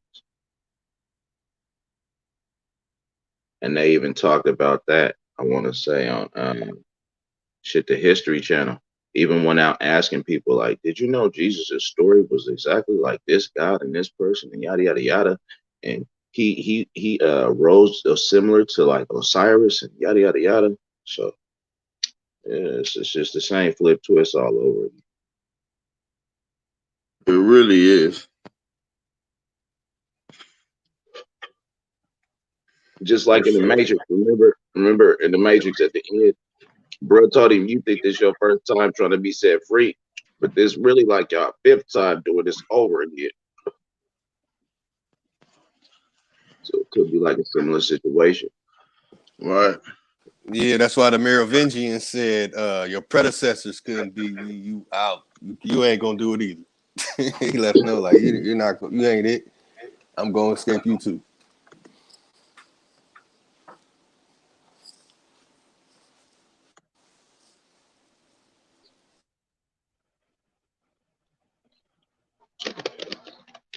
Yo, I'm here. All right, just making sure y'all niggas still here. Have you did builds on that Sphinx that they found in Memphis? The Sphinx that they did in Memphis, nah, not too much. Gotcha. I mean, I know that they found one. You feel me? I think it was like 1840 something. I used to have the imagery of it. Let me see if I can find it.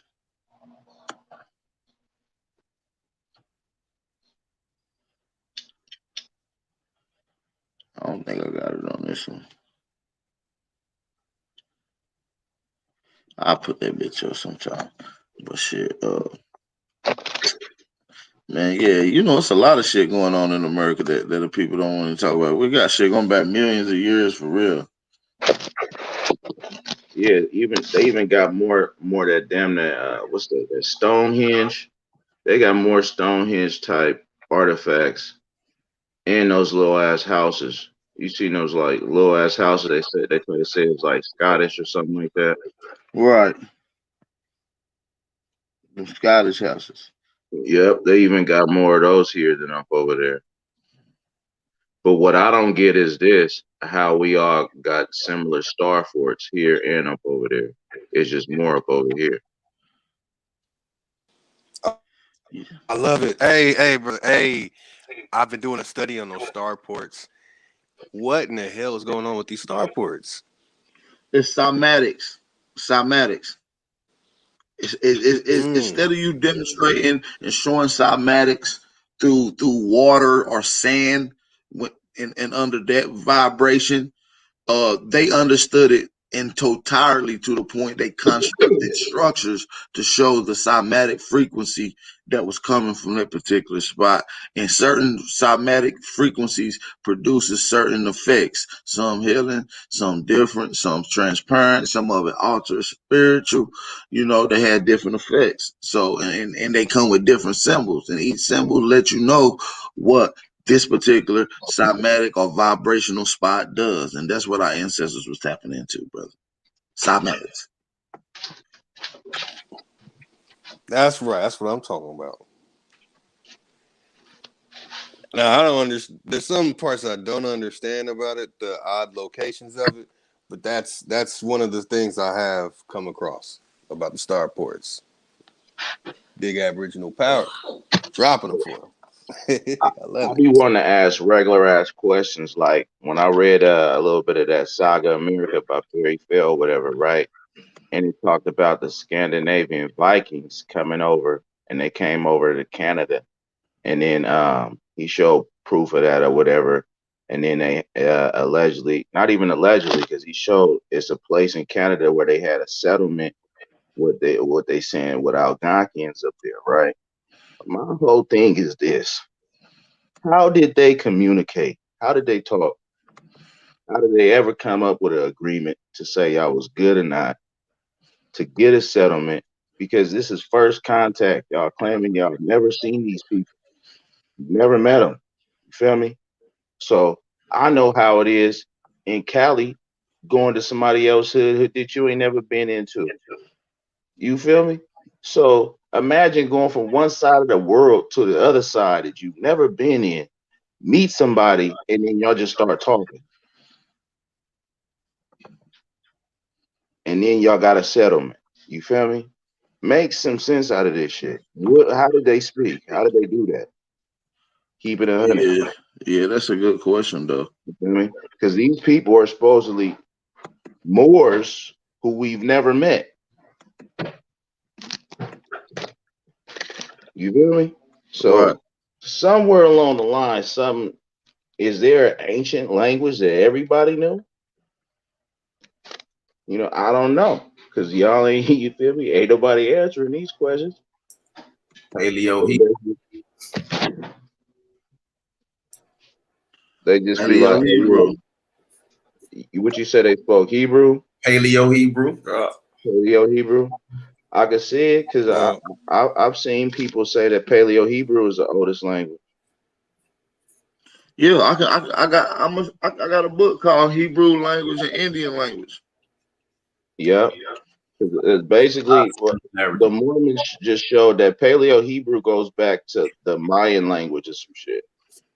Yeah, maybe yeah. Mayan language. You're absolutely right. Yeah. Pre-classic too. So people thought Mayan language only went back as far as classic period, but you know they got shit called pre-classic, late classic, which is what they've been dealing with. Now they got shit called pre-classic. So which is all Mayan. That's the Snake Dynasty that they just recently found. Yeah. The model that the Mormons got, they got that shit going from Mayan to English. They got it broken down. Going from Mayan, all of that to Hebrew, short shit, Egyptian short shit, everything to modern A, B, C, D, E, F, G. So now, you know. y'all know Berbers have the same languages, the same words too. Man, I Same just seen words it. from the Hebrew language. I just seen that the French language is made up of damn near more indigenous words from America than anything else. Yeah, well, they made French. The Latin was made in America, and French was made in America as well. Those are American-made languages. Along with English and Spanish. And now we know Russia. I knew about that Pushkin stuff, though. That's real popular for us to know in California. But now you know, even Russian, Polish, Swedish. Yeah, a lot of those are American creations. American creations. Now, when people say Catalan and those other languages, that's different. But yeah, the Latin and French, that's an American creation. Ancient Greek is an American creation too. But that's contention. I'm saving that for some debates.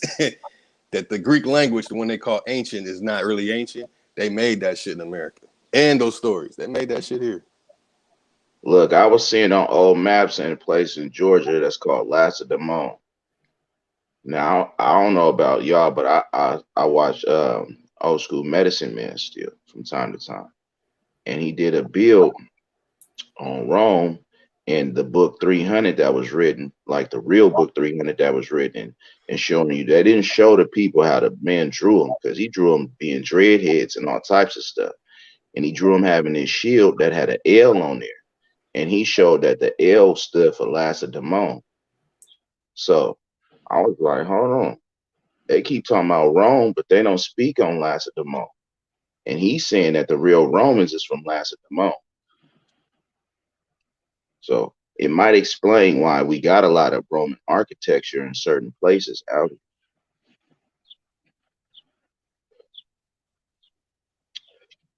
And he added sources up in there also. Anybody want to check it out. So I ain't just speaking on that man work.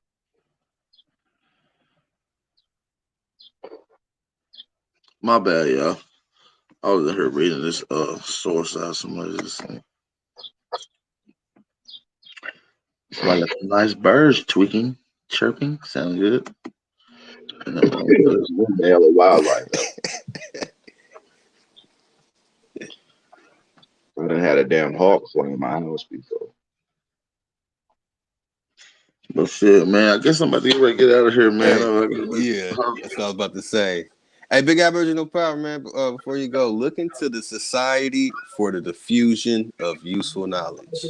Hold on, let me type that in. What you say? For everybody, too. For everybody, man. Because this is one of those. I'm going to give y'all a shortcut. Society for Diffusion of Useful Knowledge.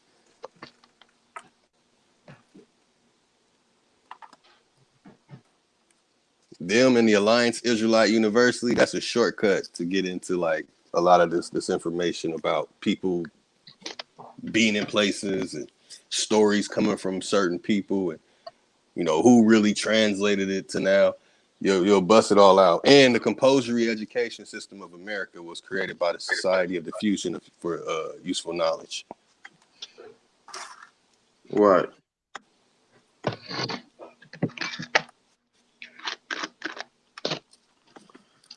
Hey y'all, man. I want to say peace and blessings to everybody, man, that tapped in. This was really a fire build. Uh, Hopefully we can get some. You know what I mean? Tap into some other shit. Get another build going later on. I don't know, but you know, if we do, y'all see the alert. Hey, appreciate you coming on, brother. Black Lotus, hit me up, bro. We need to build on that Tartaria shit behind the scenes and get on, and line up a good one. Chief Johnny, appreciate you coming through. Peace to the guys in the chat. I'll alert y'all. All right, 6 phone locations. Peace and Y'all be blessings, cool. bro. Appreciate you for coming through, OG. And Hardline Boss, you already know, big dog. It's all good, bro. For popping in, Brody. Shit. I see y'all later on Instagram, man. You know, we're gonna crack in and do another little Instagram live. You know how we do over there. So I'll see y'all over there. Make sure y'all be safe. Hey, this your brother Aboriginal Power. Make sure y'all be safe, stay aware, stay vigilant, stay dangerous. You understand?